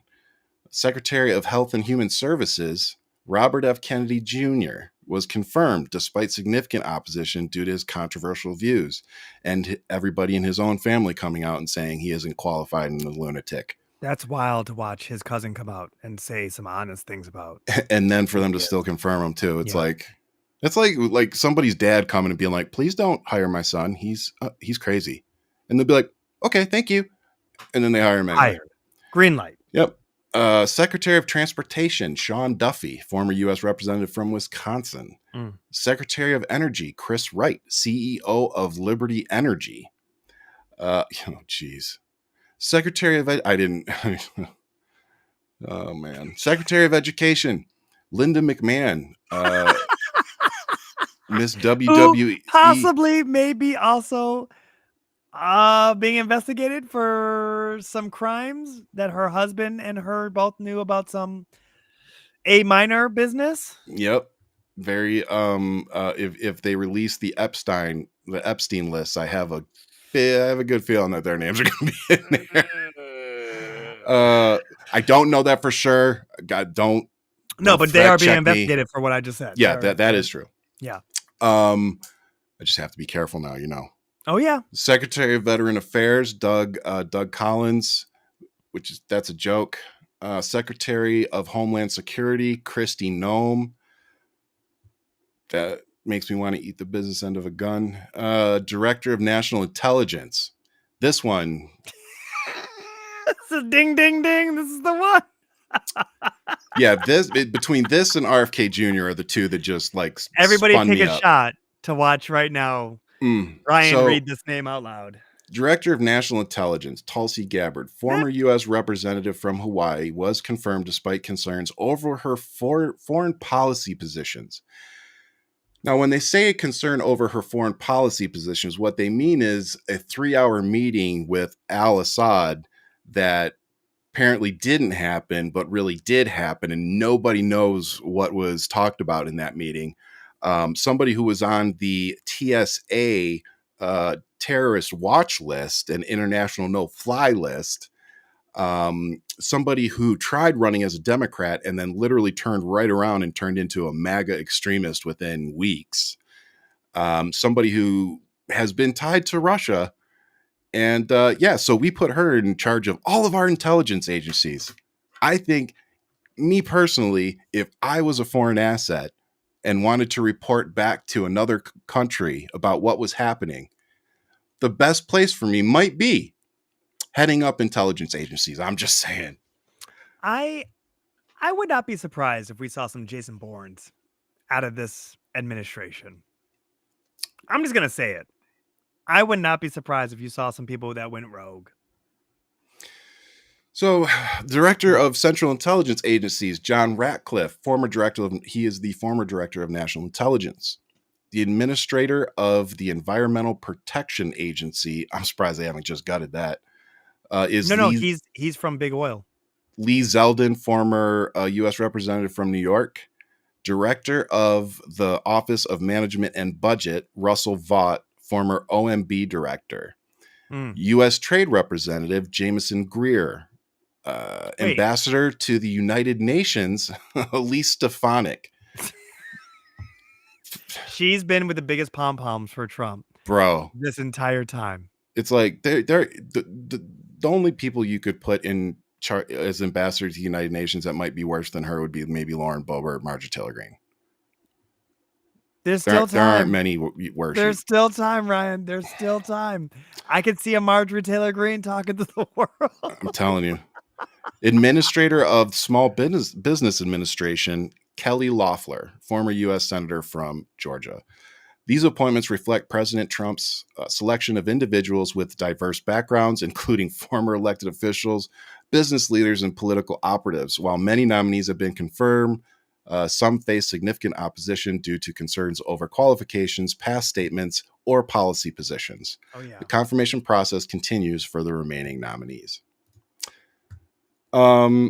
Casey's asking what will happen to our national parks. Oh, just wait. We have a You EO, wanted executive order for parks? you. You wanted to keep parks? God National forbid if park. there's any oil or gas or anything under there, they're going to be gone. Oh, there's some things happening. There's some EOs that are opening up some national parks for drill, baby drill. So I just wanted to touch on this. Congress confirmed a 14-year intravenous heroin addict with a brain worm from uncooked food who thinks vaccines cause diseases. The man couldn't even sit through his own confirmation hearing without putting a tobacco dip in his mouth. Like, this is the guy? This is the best? This is the best you got? Well, there's a felon in office. I think this is the best. When it's the bottom of the barrel, my man. This is but there's no expectation here. But Ryan. you can see everybody. I feel really good that everybody I personally came out and said, "Oh, they're a Trojan horse. They're not a Democrat. Like, they're not actually a Democrat." Right. Like, almost all of the people I said that about are now in his and you know what's freaking interesting cabinet. is you've called out Fetterman, and I'm like, oh. Yeah, you didn't like that at first. I didn't like that at first, and I'm like, well, hold on, because he voted for, I believe, Pam Bundy. I think he confirmed and, Pam Bundy, and then turned around and said he wasn't going to vote for, I think it was Hegseth and somebody else. Yeah, and it's interesting to see that. I'm gonna keep an eye on that one. But you called out a lot of these individuals over the years, and I know that Tulsi Gabbard is a soft spot. I know that that one bothers you. Well, just as a military person, Yes. I think she's a disgrace to the uniform. I think she's a threat to national security, more importantly. Yeah. And I think anybody that turns coat that fast should concern anybody. You don't change your, first off, most people don't change their politics over a period of 6 months, let alone like their principles and morality in that period. Like I don't understand like how that happens. I've changed a lot as a person over 20 years. But I just don't see how you change who you are and what you're fighting for and the party you're running with that quickly and that drastically without there have already being an agenda in place. It's interesting to me to see her, and you compare her to like Nimrata, right? Yeah. And then you wonder that you literally have to ask the question like, where is Nimrata? What's going on? Yeah. Why do you have these actual really staunch Republicans who really were we would say the best of the conservative party? Nimrata was good. She was good. I don't agree with her. Matter of fact, when I did meet her a long time ago, when she was working with the UN, I was like, she really is on point, you know? Yeah. And, but I see these other people and I'm like, I can't even, God help you if I'm in a room with you. Now that I'm seeing these individuals, because Obama said it best, you think that the people that are at these tables or in these offices or at the, on a world stage, whatever facet you are in your life, whatever stage, right? Mm-hmm. Some of these people are just idiots. Yeah. You want to assume the CEO is just forward thinking, genius, ahead of their time, and they're going to lead us the way. You get there and you go, it's a nepo baby. Like this person just took their dad's business, or they didn't pull themselves up by any bootstrap. Well, the way I look at it is, these are the real DEI hires. Yeah. I mean, seriously, they're failing up. Yeah. These people are all prime examples of how mediocre white people get to fail up while everybody else is kept down. It's mediocre. Yep. It really is. It really is. Like, you can't tell me that 99% of the people I just listed off that he appointed in those cabinet positions are the best for that job. Why, I have to ask you right now, why are so many planes crashing? Planes crashing. How about we just had an aircraft carrier run into a freaking ship yesterday, the day before. Like, this is Pete. This is on Pete. This is on Hegseth. Well, I mean, of course it would be if it was Republicans saying anything, but I mean, technically it is under his watch. But again, this was like a day or two ago. But we here on this show, we like to wait for things like investigations and information to come out before we start saying what happened. I have no idea what happened. All I know is that I forget the name of the aircraft carrier. I think it was CVN 75. That it Ryan, ran into a pretty large ship. Ryan, all I'm going to say to you is this didn't happen. You didn't hear these stories for the last 4 years. Well, and the funny thing was, I think when the John McCain got hit, I think that was under President Trump too. I'm not sure. I'd have to check that. You do not hear these stories under Biden. Look, man, I will say, as an aircraft mechanic, I don't know if it's because I should probably research this weekend. I don't know if it's because we're hearing about it more and because social media is what it is now. Like sharing the information more Yeah, so. I don't know if it's that or if we really are seeing a huge uptick in airplane crashes and air disasters. Well, And the then internet was around for the last 4 years. no, I know that, but you know how it is. Like there's train derailments all the time. Of Like, course. you know what I'm saying? But how many train what happened in derailments? Pennsylvania? They literally ran with that on Mayor Exactly. Pete. But how? Right? But then when you go research a little bit, you're like, there's like 1,000 of these a year. Like this Not isn't as bad, but not as bad. fair. That was, That's fair. But what that was a bad one. my point being, how many of them do we hear about? True. So, but we're hearing about a lot of these airplane crashes, whether it be smaller, what was it, yesterday or 2 days ago, the lead singer of rock band, his Learjet landed in Vegas and went sliding off the runway, hit another big jet and ended up killing one or two people. Oh, wow. And God rest their souls. But yeah, it's just why does all this seem to be happening right now? Yeah. And it's really easy for us to make the connection between, funding being cut, people, being forced out of their jobs for whatever reason the administration is coming up with, FAA, TSA. yeah. So, it's very easy to look at that stuff and go, well, there's probably a correlation. Now, the one thing I will say as an aircraft mechanic is this. It's like anything else. When you have an aircraft, you have to maintain it, and maintenance costs money, and you don't want to hire the people that are going to accept the least amount of money because they're the people that are probably going to do the worst job. And I've seen what happens when you don't do maintenance on planes. Engines start breaking, flaps stop working, patches start flying off, corrosion starts happening in places that starts affecting how the plane flies. There's a lot of things that go into what made a plane crash, what did all this. So it does concern me that we're getting rid of so many positions, because I think you have somebody like Elon Musk and Donald Trump, going in there fiddling with things that they don't personally understand. And I always talk about being smarter than Elon Musk and Donald Trump, because he does it all the time. And the reality is, my dad used to tell me something, and it's always stuck with me.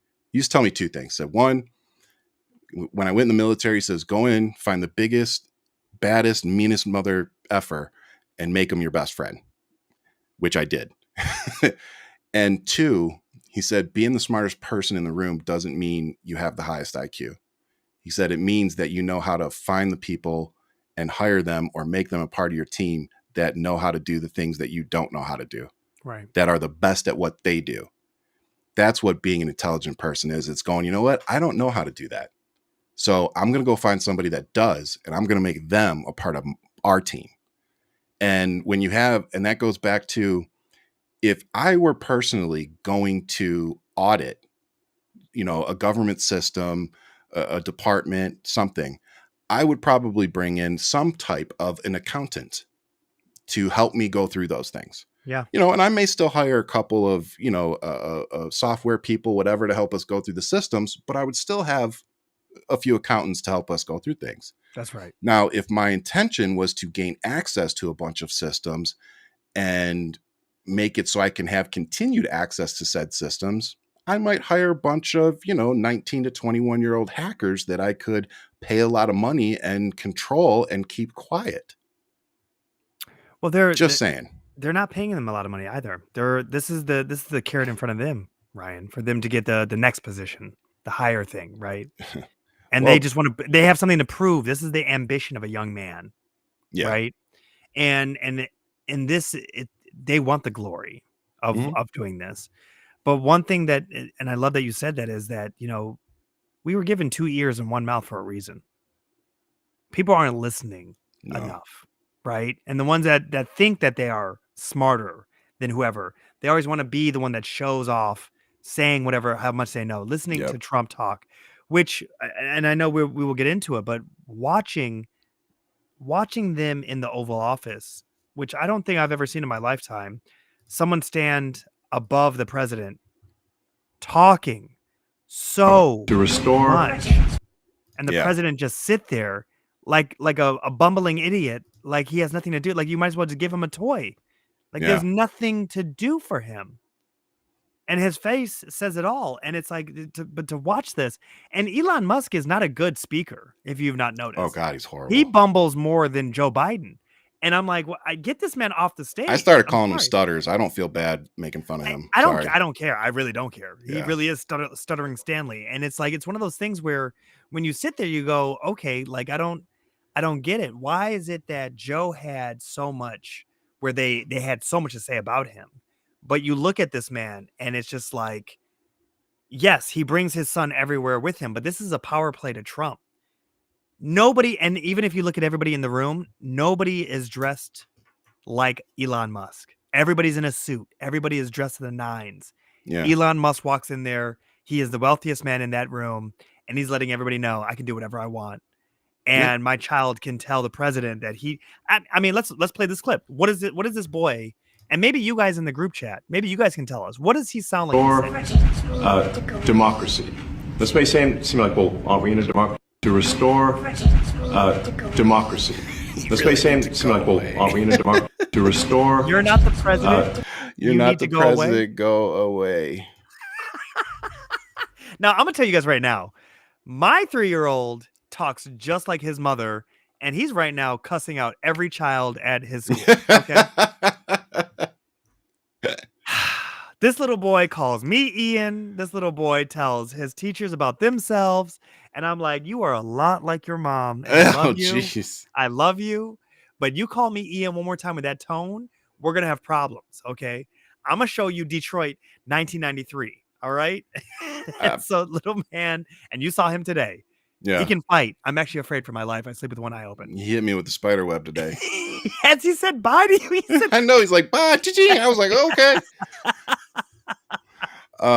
So my point on Trump's this, though, intimidated by the kid, and that's the funny thing. We were talking about this in the green room. I said, how many bosses get to bring their, or how many employees get to bring their kids in to work with them? Because these two men just signed an executive order and have been pushing against teleworking so that average Americans can, stay home and maybe even, raise their kids.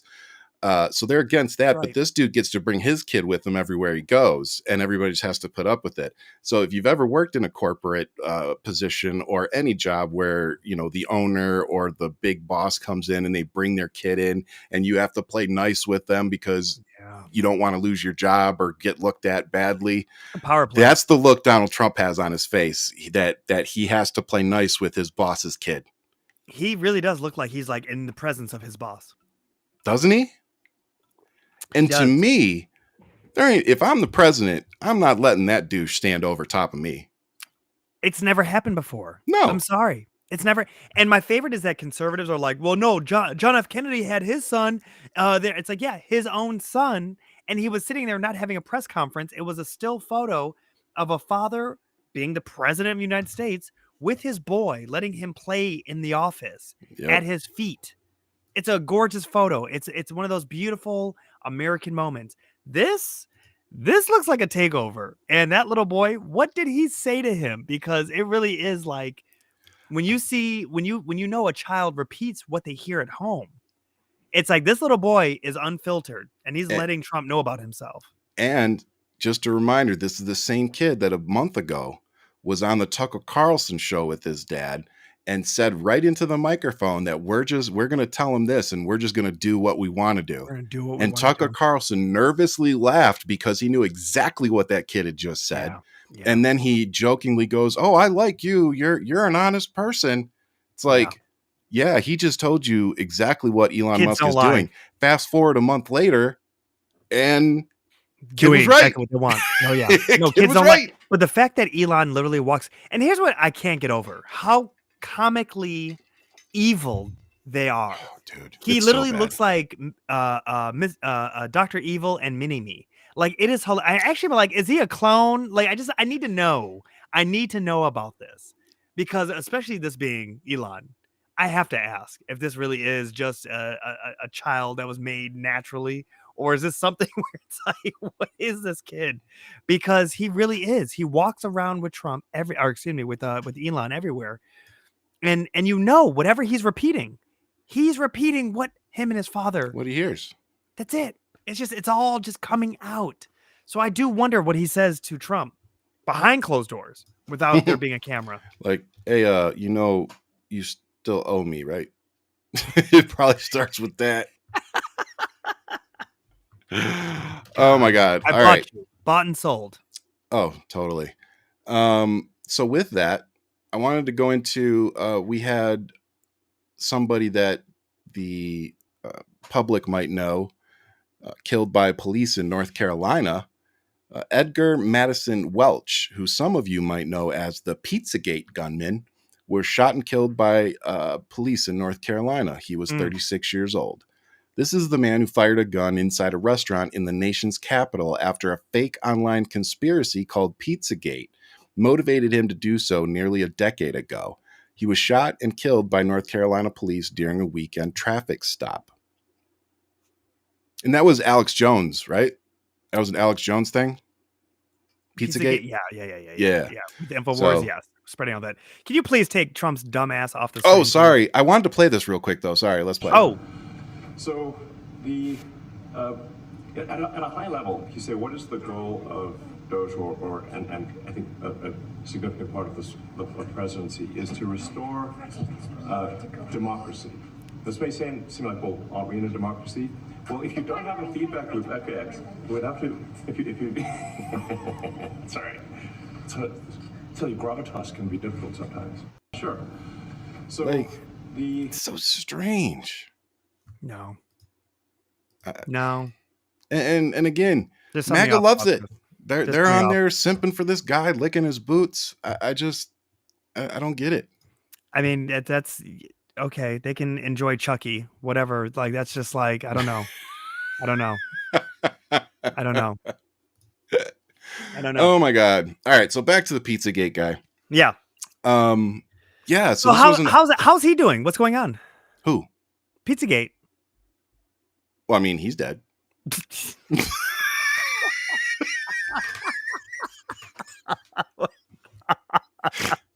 Took 10 Okay. years. All right. I guess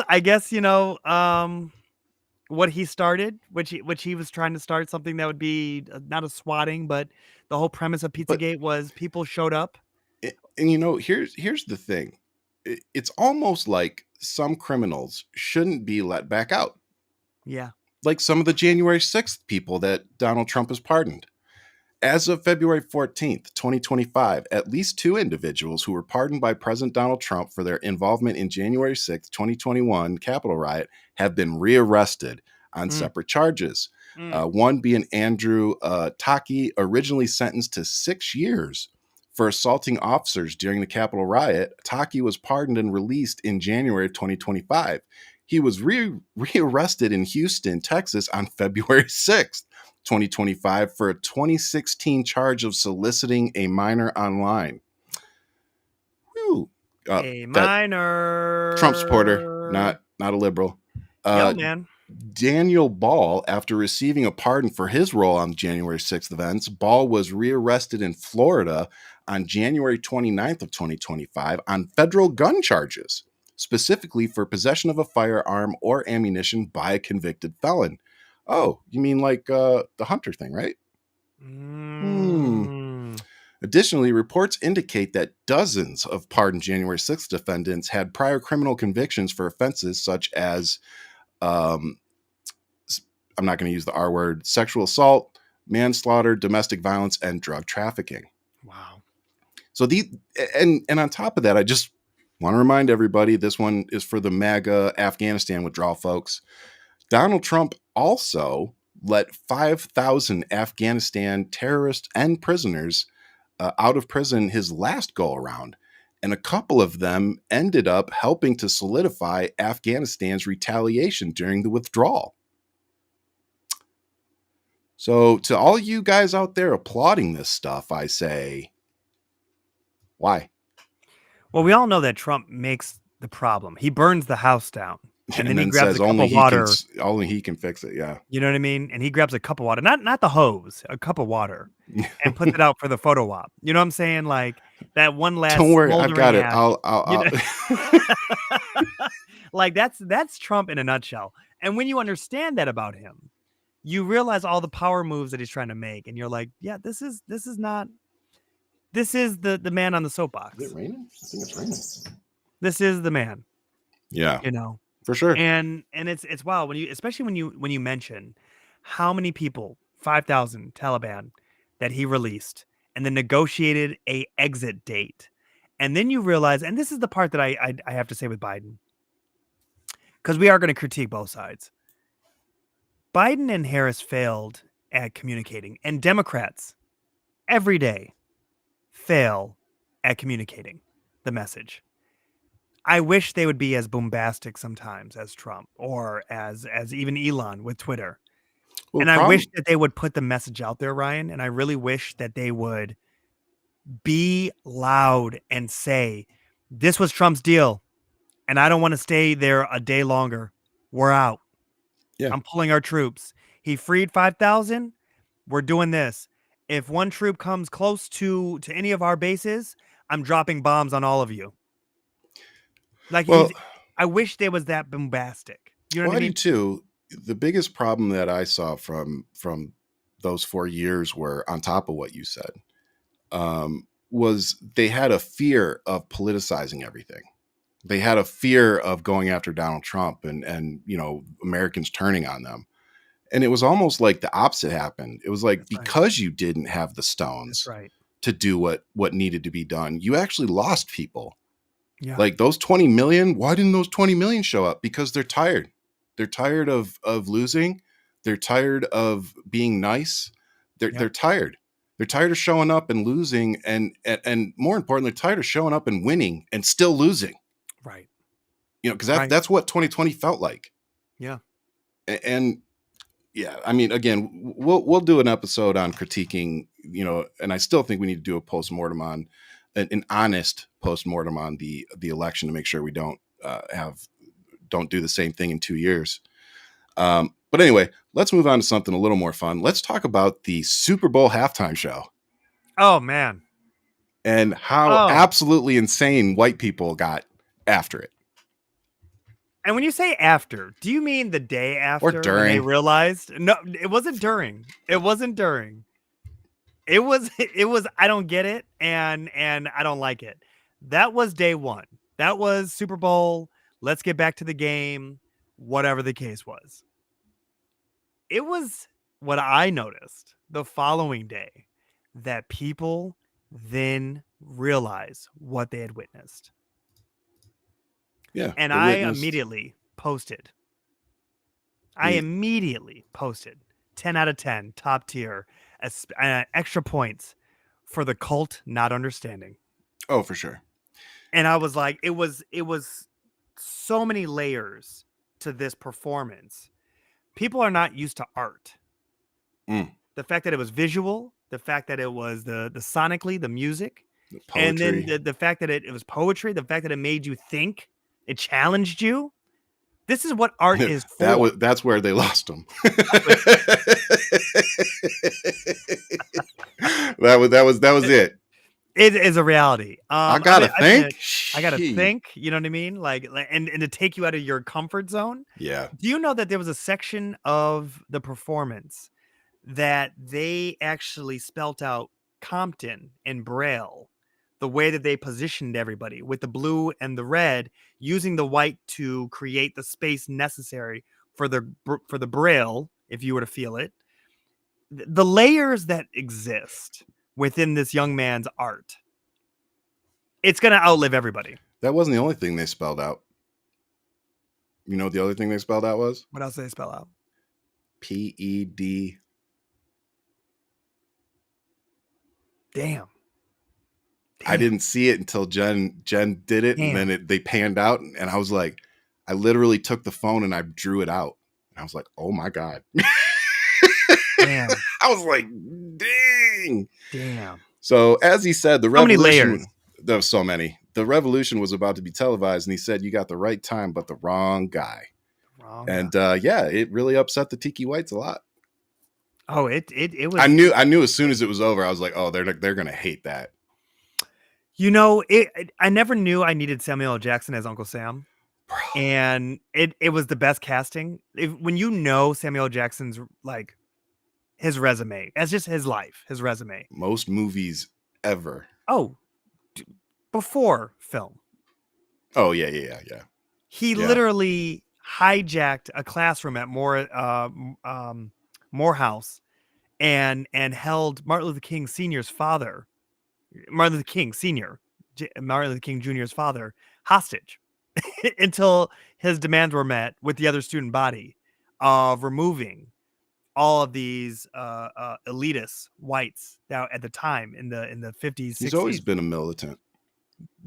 He was on the FBI watch list, being with Black Panthers. Like, for him to be Uncle Sam, and people really touch on the one specific section of it where he talked about, oh, you with your boys, okay, y'all doing your thing, take one life.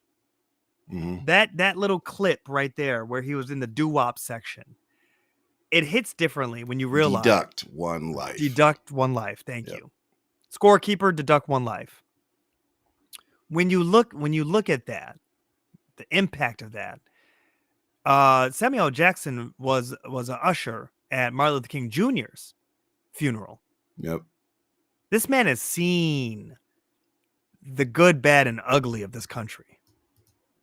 Mind you, the success that he's made it, the fact that he's telling a young man how to play the game, like the layers to this, you know. Yep. So it's really quite amazing to see how they painted this picture. And I don't know how many of our fans are a fan of Kendrick. I know we love hip hop, you and I. I could go through his entire catalog, the 22 as you proved today, Grammys.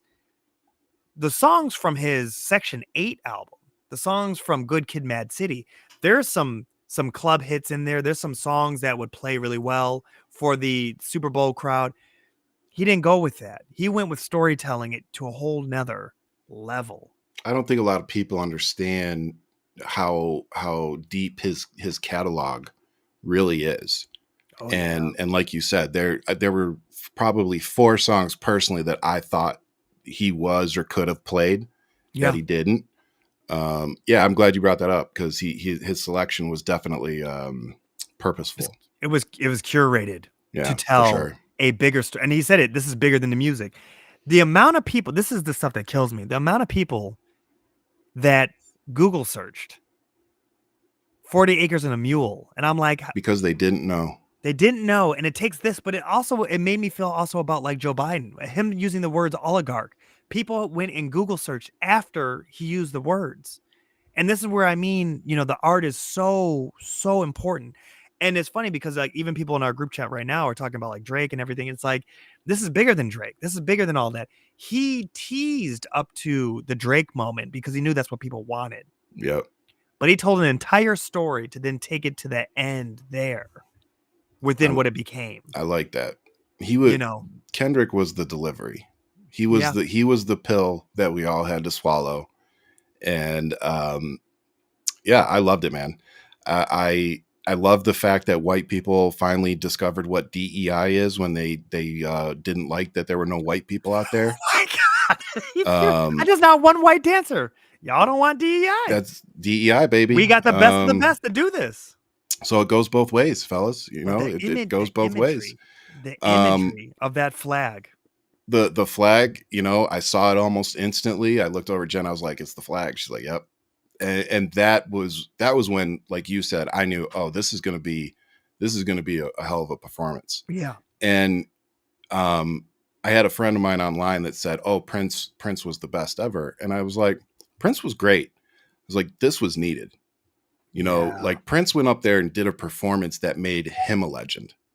Right. And Kendrick went up there and did a performance that needed to be done. And I don't think he knew how it was going to be received. And because of that, I think it was more daring. Like, yeah, Prince can sing in the rain and play guitar. Never going to take that away from him. Yeah. But Kendrick Lamar beat out Michael Jackson's Super Bowl show, which has never by been beaten. over 100,000 viewers. Yeah. It was like 100.8 and Kendrick got 100.9, something like that. No, it was 100 million. 130, million. 134 and 135 million. Oh, that's what it was. So yes. It was huge numbers. But he beat the king of pop. Let that sink in. Yeah. So Not Like Us is going to go down as one of the biggest songs probably ever. Yeah. And I don't know how you feel, but I don't think Drake ever recovers from this. Like, you know, all we've talked about the symbols, the signs, the Ryan. But Drake doesn't recover from 77 million people voted for Trump. I'm not going to rule out what's going to happen to Drake. Drake's never going to recover from this, bro. Hey, man, Drake might be there at the Kennedy Center. Okay, there's going to be. Well, that's a definite possibility. You know, I'm just saying, there's going to be a base. Champagne Poppy's going to buy himself in. I have no doubt. You know what I mean? Like I said, misery finds company. So he might join the mega crew. He might be walking around in a mega hat. Oh, it's coming. You know what I'm saying? It's freaking coming, bro. He's going to be right there with Ted Nugent at the concert. Like that's the only place left for Drake now is Republican women that wear the same mascara as Trump. That's going to be the reality. So with that, at the Super Bowl, who happened to, I think he left either right before or during the halftime show. Yeah. Donald Trump was the first president to ever attend the show, or I'm sorry, the game. The Super Bowl. Yep. And he didn't even stay for the whole time. He left either right before or during halftime. And I just want to know, where's Elon Musk? Where's DOGE? This was a $20+ million trip operation that he took. Yep. And I'm just wondering where the fraud, waste, and abuse folks are at. So apparently this is okay? Taking a bunch of people from Congress on Air Force One to go see a football game? Yeah. Like these are the same people that were running banks that got money for the buyouts that went to freaking, the Bahamas after they got the check. It's the same people. What's troubling to me and people in my closest circle really started talking about this is that you're going to see a lot of this. And I want people to get prepared for this. Yes, you are. You're going to see a lot of Trump at events, creating that noise, creating that little bit of turmoil of, okay, he's spending 20 plus million to go to this, go to NASCAR, whatever's going to be out there, whatever social event that's out there. Yeah, I'm sure it'll be at Daytona this weekend. And the thing is that I really want people to keep in mind is Hitler did that. It's a great distraction to take your eye off of what's really happening. The reason why DOGE wasn't at the event or even talking about the event is because they were too busy looking at your pocketbook. Yep. And they were too busy behind closed doors while this man was, because they've been working over the weekends, Ryan. They're not doing a 9 to 5. DOGE is not doing a 9 to 5. No, they're sleeping in there. That's why Elon Musk looks the way he does. Parked in these buildings, looking at your information, and refusing to let elected officials come in to see what they're accessing for their constituents. And they fired the IGs that were there, that were in place to help run, organize, and make sure things were transparent and done right. Yep. That's why they got rid of the 15 before they moved in. Yep. This was all strategic. And this, guys, all this is in Project 2025. Yeah, none of this was ever like, where did this come from? We've tried warning y'all. We've talked about this. It's all there. So he's going to be grandstanding at all these events, and it's going to take up the air in the room. Now, mind you, the Chiefs had it coming with their bullshit ass response. Okay, that bullshit of, it's great to play in front of the president. Yeah, bye. Okay, yeah. The Eagles said what they said. Okay, I have a lot more love and respect for Jalen Hurts. I wanted to see Saquon Barkley win it anyway, so I was happy. If it wasn't going to be the Lions, I wanted to see Saquon win it. 100%. This was their year looking at it in hindsight, it's a hard pill to swallow for us as Detroit Lions fans but at the same time, this is the best historical season we've had. Yeah. Um, Yeah, I'm not mad about it. No, I'm not mad at it. And I'm really proud of what they've done, that team, and what they're going to do. And now you see the dynasty being built from them, with now the coaches moving to Chicago and also New York Jets. Yeah, I hope And they fail miserably. you know what? You know what? Only because they're on different teams. I like seeing but I them do like that they fired fired Aaron Rodgers, kicked his freaking MAGA ass out. Yep. I look forward to seeing how things go down when we meet up on the field. That's all I gotta say. Yes, sir. You know, it's gonna be a fun rivalry at that point. But I say all that to say to you that that was assault and battery that we saw on Super Bowl Sunday. I'm telling you, they beat that ass, man. I literally text a couple friends. I said, y'all might want to call the police on this one. Like, I knew when they came out from halftime and I saw both Kelsey and Mahomes' faces, I said, oh, they're done. They're done. They didn't come out. They did not come out looking like ready to go, ramped up. No, they knew they were defeated. It was in the eyes. And that was, they knew when they went in for halftime, they were done. Yeah. They knew they weren't going to be able to, they just weren't. And the crazy thing is they kept Saquon Barkley pretty, fairly contained for what he usually produces. Jumping hurdles backwards. Yeah, he still had a good game, but it wasn't a Saquon Barkley game. No. It really, honestly, it didn't need to be. It didn't need to be. You know what it reminded me of watching? It reminded me of going back and watching the 85 Bears and how Sweetness didn't score a touchdown. And he really wanted to. And Ditka ended up giving it to a Refrigerator Perry. And, again, they said looking back, Ditka said looking back, he wished he'd have given it to him so he could score a touchdown. Yeah. So, I think it reminded me a little bit of that. But following Saquon Barkley the way I have the last few years, I know he's the type of guy that's like, I don't care. We won a Super Bowl. Yeah. Like that's where he is as a man, as a person. He's just like, we won. Team won. I don't care. That's who he is. So I'm looking forward to seeing how this team moves forward, right? This is their victory. This is on them. They could definitely win a few more Super Bowls with that team.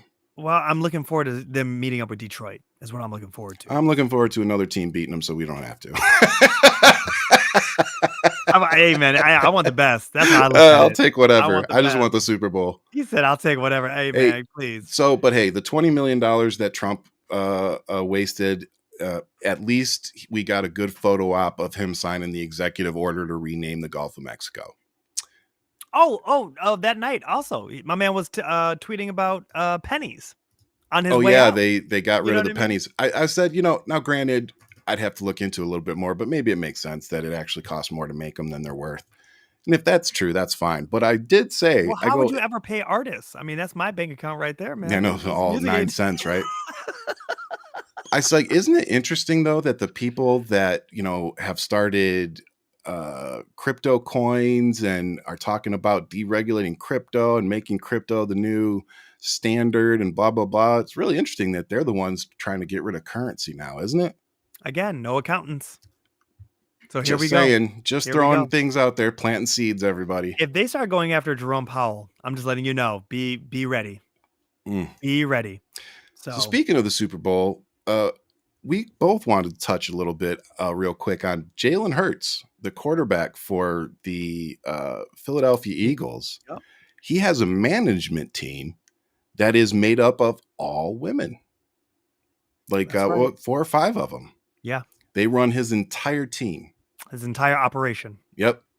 So, you know what he said? He's quoted as saying, I love that they make me think differently. Mm-hmm. And that's everything you need to know about when you build a team. But he also said, he goes, because they're for all intents and purposes, they're all pretty women. They're all attractive women. But they're all extremely good at their job, as you can tell.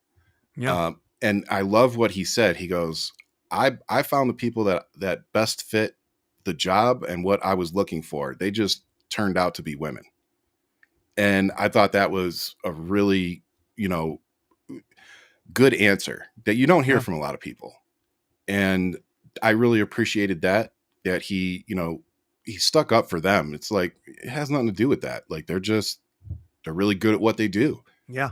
And, it made me think of some of the situations I've been in personally where I've been in a woman's hands, and I felt I felt like I was exactly where I was supposed to be.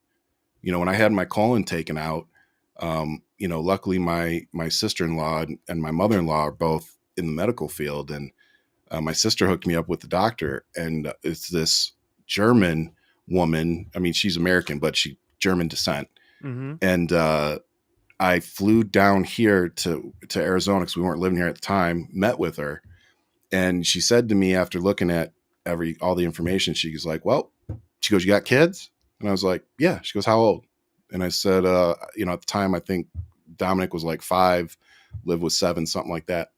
And she's like, young kids. Okay. She's like, so she's like, if you want to see him graduate from high school, she's like, you're going to let me take your colon out. And I literally was like, okay. That was how the conversation, and I'm not kidding, that was how the conversation went down. And she's like, unfortunately, she's like, with Lynch syndrome that you have, your father's history, your grandmother's history, she's like, we need to take it out. And I was 38 years old. So it's like, it was a very interesting position to be put in.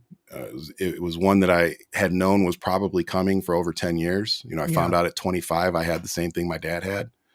So when it came time to find my doctor, I just was lucky. And because I have doctors in my family, they hooked me up. And I always tell this story, and I say that my doctor was the doctor's doctor. And if you don't know what that is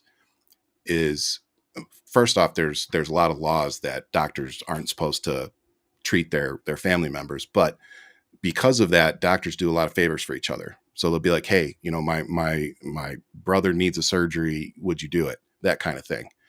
And so a doctor's doctor is when you have a doctor in your family and they say, I'm taking you to this person, they're the best at what they do, because they know.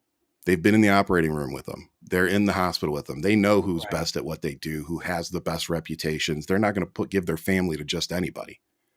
So I was lucky enough to get a doctor's doctor. And my surgery ended up going long because she couldn't connect what was left of my small intestines where it needed to go.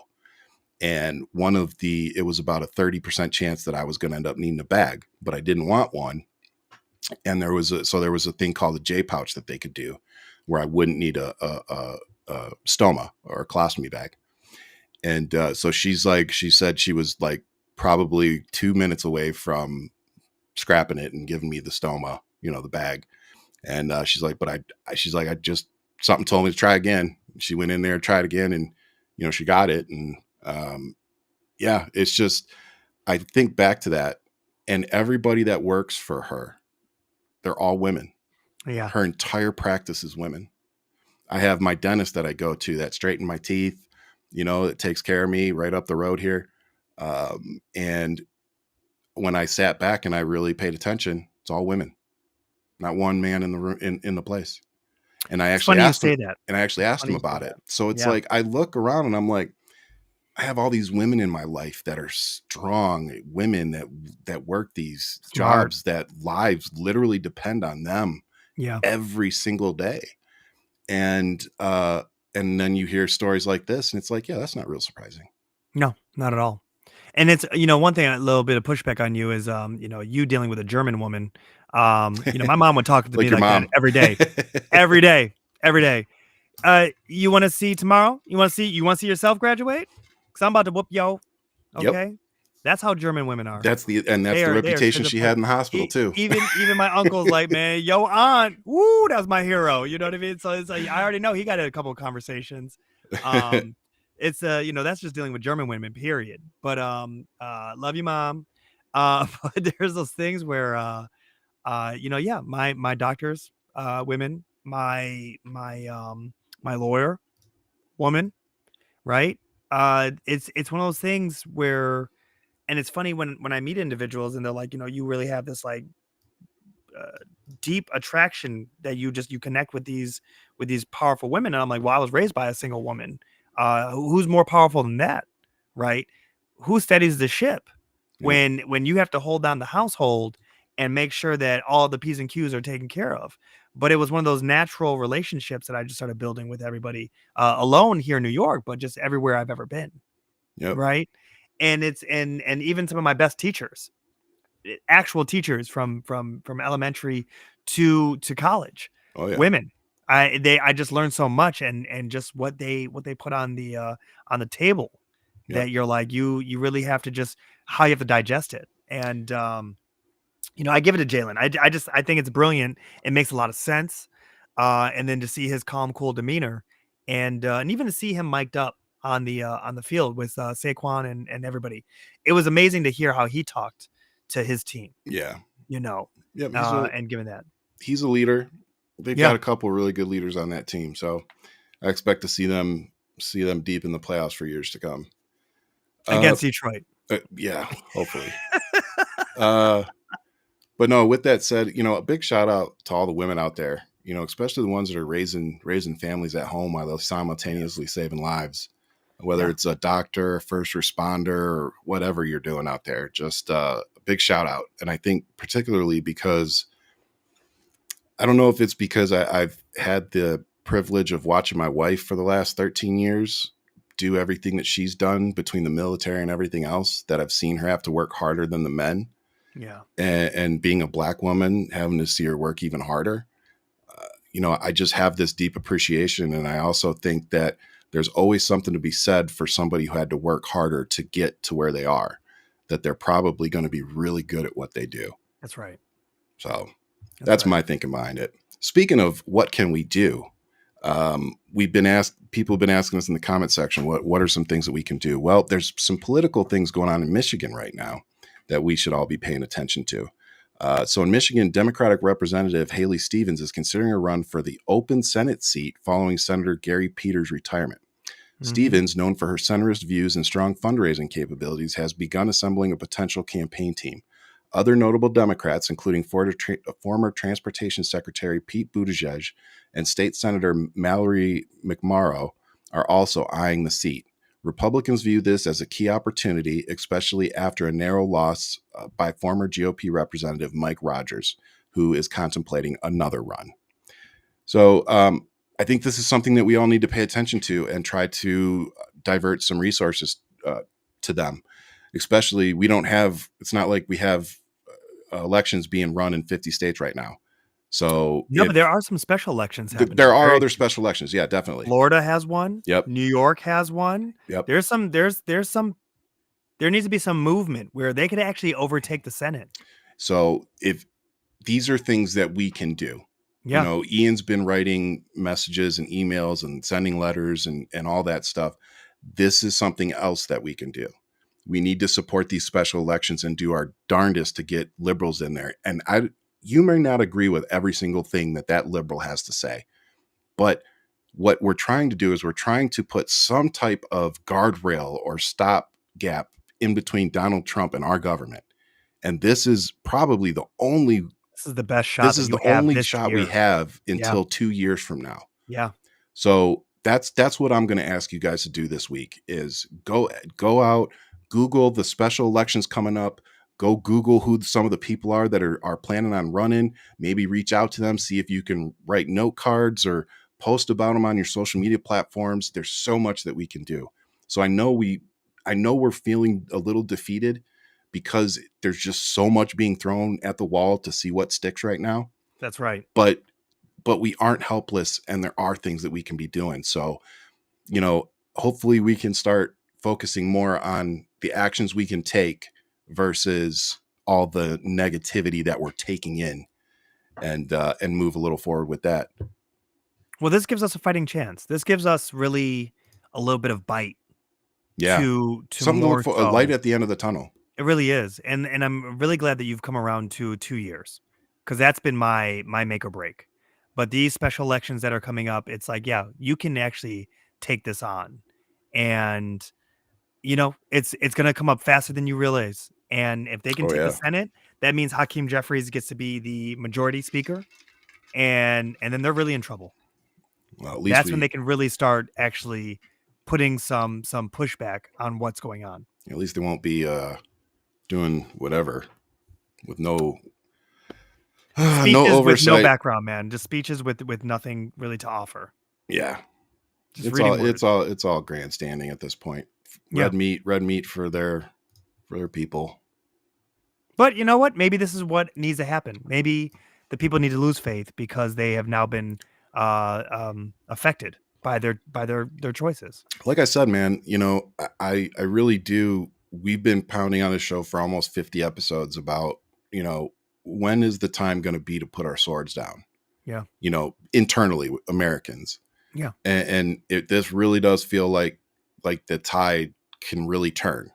You know, we may need to steer it a little bit, and I think the way we do that is definitely liberals shifting the way we approach people that are coming out of the MAGA fog. And I'm saying this to myself, by the way. I'm not just pointing the finger at y'all. Like, I got three fingers pointing at myself right now. Trust me.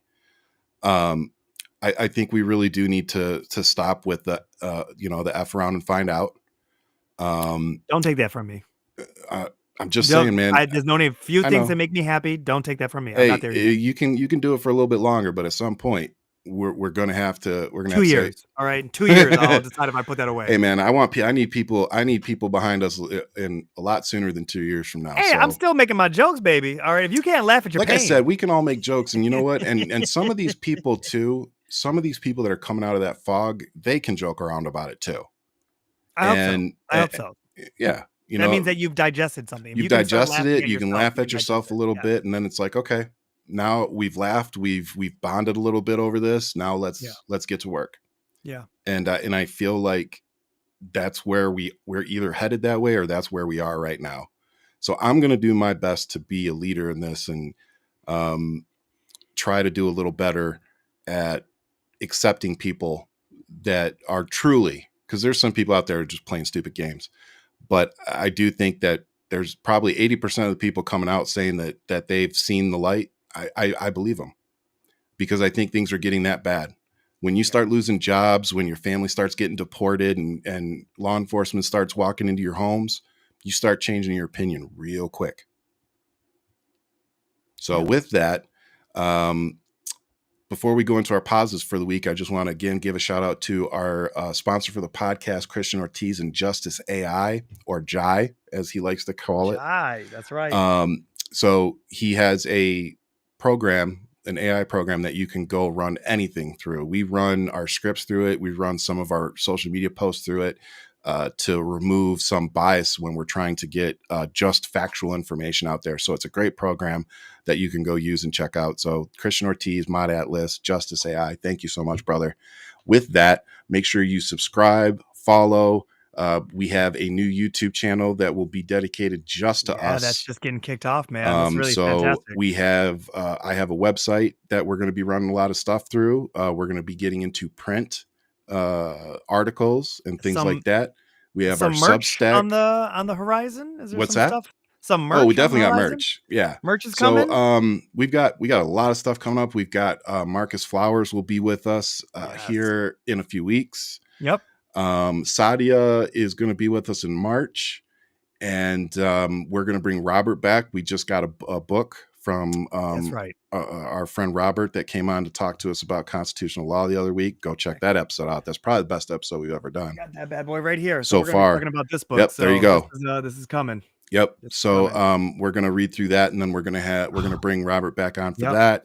So we got a lot of stuff going on, and then on top of it, everything that Trump throws at us every week. So and we're not going to get distracted by him. We're going to just look at the nitty gritty, the real stuff of substance, not the BS. I mean, we can call it the BS, of course. Yeah, but there's we're so still much going to have fun with that. But how can we not? But yes, it's really more so stay focused on the bigger picture. Yep, and that's what they want you to do. I agree 100%. All right, with that, what's your positive for the week, bro? So I have officially paid off all of my personal student loans this week. As of yesterday, I threw down, and I'm not ashamed to say it, $33,000, and just paid it right off. It was like, I'm out. I'm done. I'm not doing this.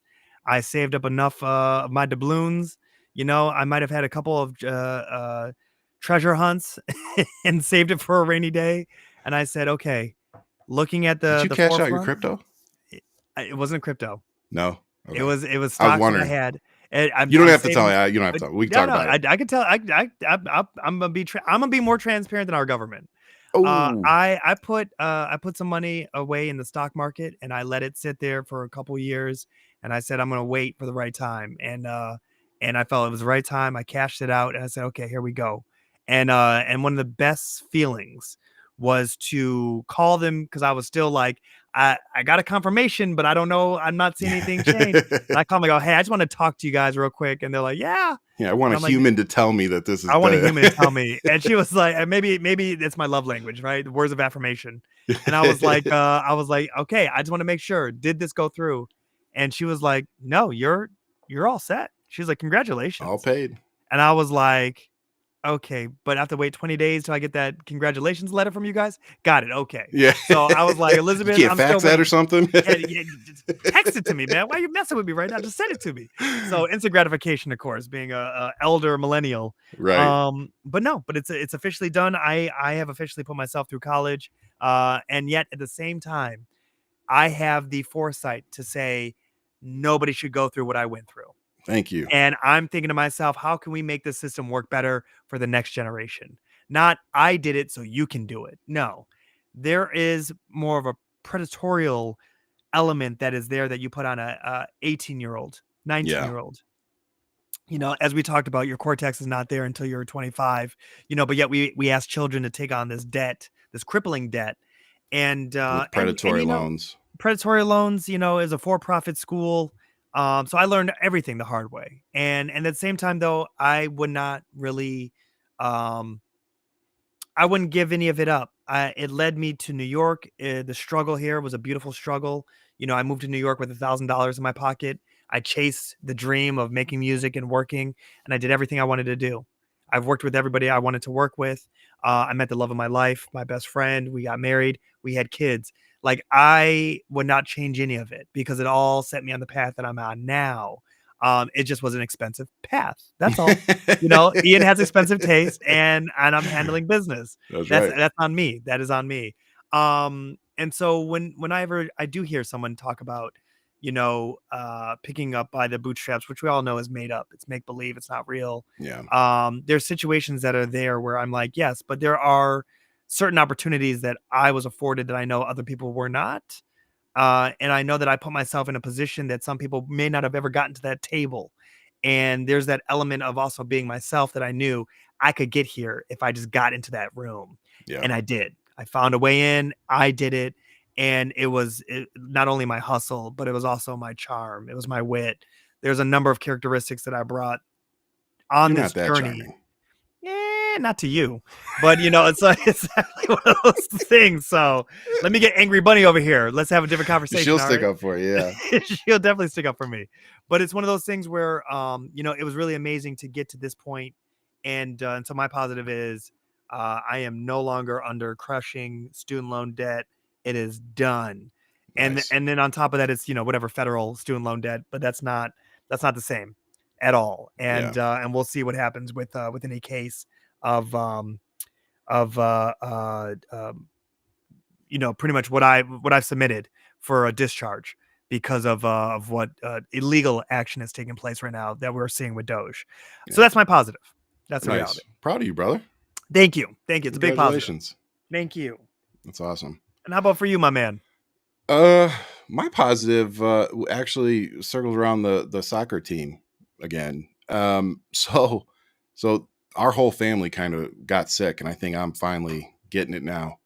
But so Dominic was down, so we canceled practice Tuesday because we were all feeling kind of down. And then Thursday came around, and Dominic's his throat was still feeling raw. So I was like, look, man, I go, you know, stay home for practice tonight. I was like, I'm going to go coach, but you stay home because Saturday is the game. I go, would you, you know, rather miss the game? So I prioritized that, kept him home. But anyway, so I go to practice, and one of the other parents comes up to me, and he's like, hey, did you get that text I sent you? I was like, no. He's like, I sent you $100 gift card on Amazon. I was like, for what? And he's like, oh, well, you guys had talked about getting there's a set of chairs that you can get and spread them out, and it's a 6-seater. Well, we got 12 kids on the team. So we went and bought one because they're like $120. So we went and bought one and brought it the next week after all the parents had talked about it. And he had offered to give us money, but we weren't going to take it. And so instead, he just forcibly sent me the $100 gift card and said, buy another set so that we got 12. Now, I'm not necessarily going to have his daughter again on my team, in a couple weeks, when the season's over. So it was just one of those things where it's like, these parents, they see what we're doing, they see the time that we put in coaching these kids, we don't get paid for it. It's all volunteer. So it's just, it's a nice when the parents also jump in and say, oh, we want to make it better for the kids too. We want to make it more comfortable or make it more enjoyable. I don't have to like beg anybody to bring snacks after every game. I keep getting really good parents that make it enjoyable. I love to see that it's the community that really comes together for the team. It's nice, man. And one of the best things about my group of parents that I love, that like I want all the parents to come back. And that's the only bad thing is as the kids age up, they age up into, like a different part of the league. So they got to move up. Yeah. And I know I have a couple of those that this is going to be my last time with them. And so it's just nice. They all the parents cheer for all the kids. Wow. So like, they're not just screaming for their kid like that. Like, they're screaming for everybody. If Dominic gets the ball, they're screaming for him. Yeah. So it's a great atmosphere that we've created around the team and around the parents and the kids. And, every season I've gone into it, which is only my second time, I just tell the parents, I'm like, look, this is all about the kids. It's all about them having fun. We keep everything respectful. I always tell them, I was like, I ask them not to engage anybody during the game, like the refs and stuff, because some parents do that for some stupid reason. And I'm like, look, these refs are getting paid like $10 an hour to be here. Like, if you got a problem, come to me. I'll deal with, I'll go talk to the ref. Just things like that, man. And all the parents listen and they do what I ask them to do. They're very respectful, and it just makes it easier. And so then just have somebody step up and, $100 is $100, and so to have somebody send you that and say, hey, go buy another things and help the team out. And so I just sent them a thank you back. And I said, just so you know, there's going to be a lot of kids that get use out of this. So even if it's not yours, but it's just one of the things that, made me feel like, I don't know how other people are, but I'm not going to go send $100 to somebody that I don't think is doing a good job, teaching. No, and that's the thing. I'm sure the car rides home is probably like the best moment. You know what I mean? To have like where he's watching his daughter, like tell him, oh, Coach Shead. You go by Coach Shead? Coach Ryan. They call me Coach Ryan. Coach Ryan. So, Coach Ryan, we just, whatever the stories are, I'm sure that's part of the whole process. Right. Yep. And so that's definitely going to motivate. Well, they sit there for the practices. That's the beautiful part. Wow. Like her dad and there's several of the moms, like they sit there the whole practice and they'll be talking to them like, cause what I do is, for like the last half of practice, I let them scrimmage so that I can get them used to playing the game or whatever. And the parents will start talking to them like they do at the game. That's right. So it makes it great because then the kids start pushing like they're actually in the game. And that's what I want. I'm like, you guys run out of gas in the last quarter because you need the stamina. So when we do the scrimmages, I just keep trying to push them. I'm like, keep playing like it's a game. You're only cheating yourself if you're not pushing. Yeah. And so the parents help with that, and it's one of those things that just happened naturally. It wasn't like I ever went over to him and said, hey, pump them up, get them going. It just natural. So it's just, when you're donating your time to doing something, especially being around other people's kids and stuff, it's just really nice to have a little appreciation and know that, but more importantly, know that I'm doing a good job, it's there, man. It really is. It's proof. It's proof when you see that, when someone goes, everybody wants to know they're doing a good job and knowing majority of parents, our kids are our most important thing to us. Yeah. And so to have people say you're doing a good job with my kid, that to me is like, that's the best pat on the back I could get. Yeah. Because it's like, that's the most important person to you, you know, and you're telling me that you trust me and I'm doing a good job with your kid. That's all I can ask for. It's funny because, you know, guys, what happened before the show in the green room was that my son really wanted to see Mr. Ryan. And you can see my wife standing in the corner, arms folded, like, it's time to go to Hurry bed. up. And I'm just like, you know, I was just like, he's not on yet. I was like, I don't know what to tell you. And I go, Baba, you know, like, it's time to go to bed. And then out of nowhere, Ryan kicked on and he lit up and he just looked at you and then he just didn't know what to do. It And he made got my nervous. day. He got nervous. And then I saw you light up and you're like, hey. And I go, Elizabeth, I go, Ryan's being a dad right now to our son. I go, it's really adorable because I could hear you talking to him in the mic. And Ezra just got so nervous, right? So little man just had me in stitches. It just had me in stitches. The Just to best see part you two was interacting. he said, he goes, I hurt my toe. And I was like, oh, buddy. Yes. And I was like, did you And get a that's the moment. Band-Aid? And he's like, I got a Band-Aid. That's the moment I go, Ryan's being a dad right now. I was like, and she just started smiling. The She just part immediately started I smiling. know when you said that, because I said to him, I go, that's okay. I said, boo-boos happen. I was like, Yep. but I was like, we're gonna get up and do it again, right? And he's like, yep. And then here I am saying, my man think he's Spider-Man till he fell. Yeah. Oh, dude. But hey, that was just another reminder of why we do what we do, Why we why fight, we do man. this show, right. why we don't give up, we don't quit. So you got anything else, bro? No, man. I think kick that outro. Let them know Kick what's that going outro, on, man. make What time sure. it is. So as always, much love, keep fighting, but most importantly, make sure you stay safe out there because some of these people are crazy. Yep. So we will see you all on next Friday. Much love. Keep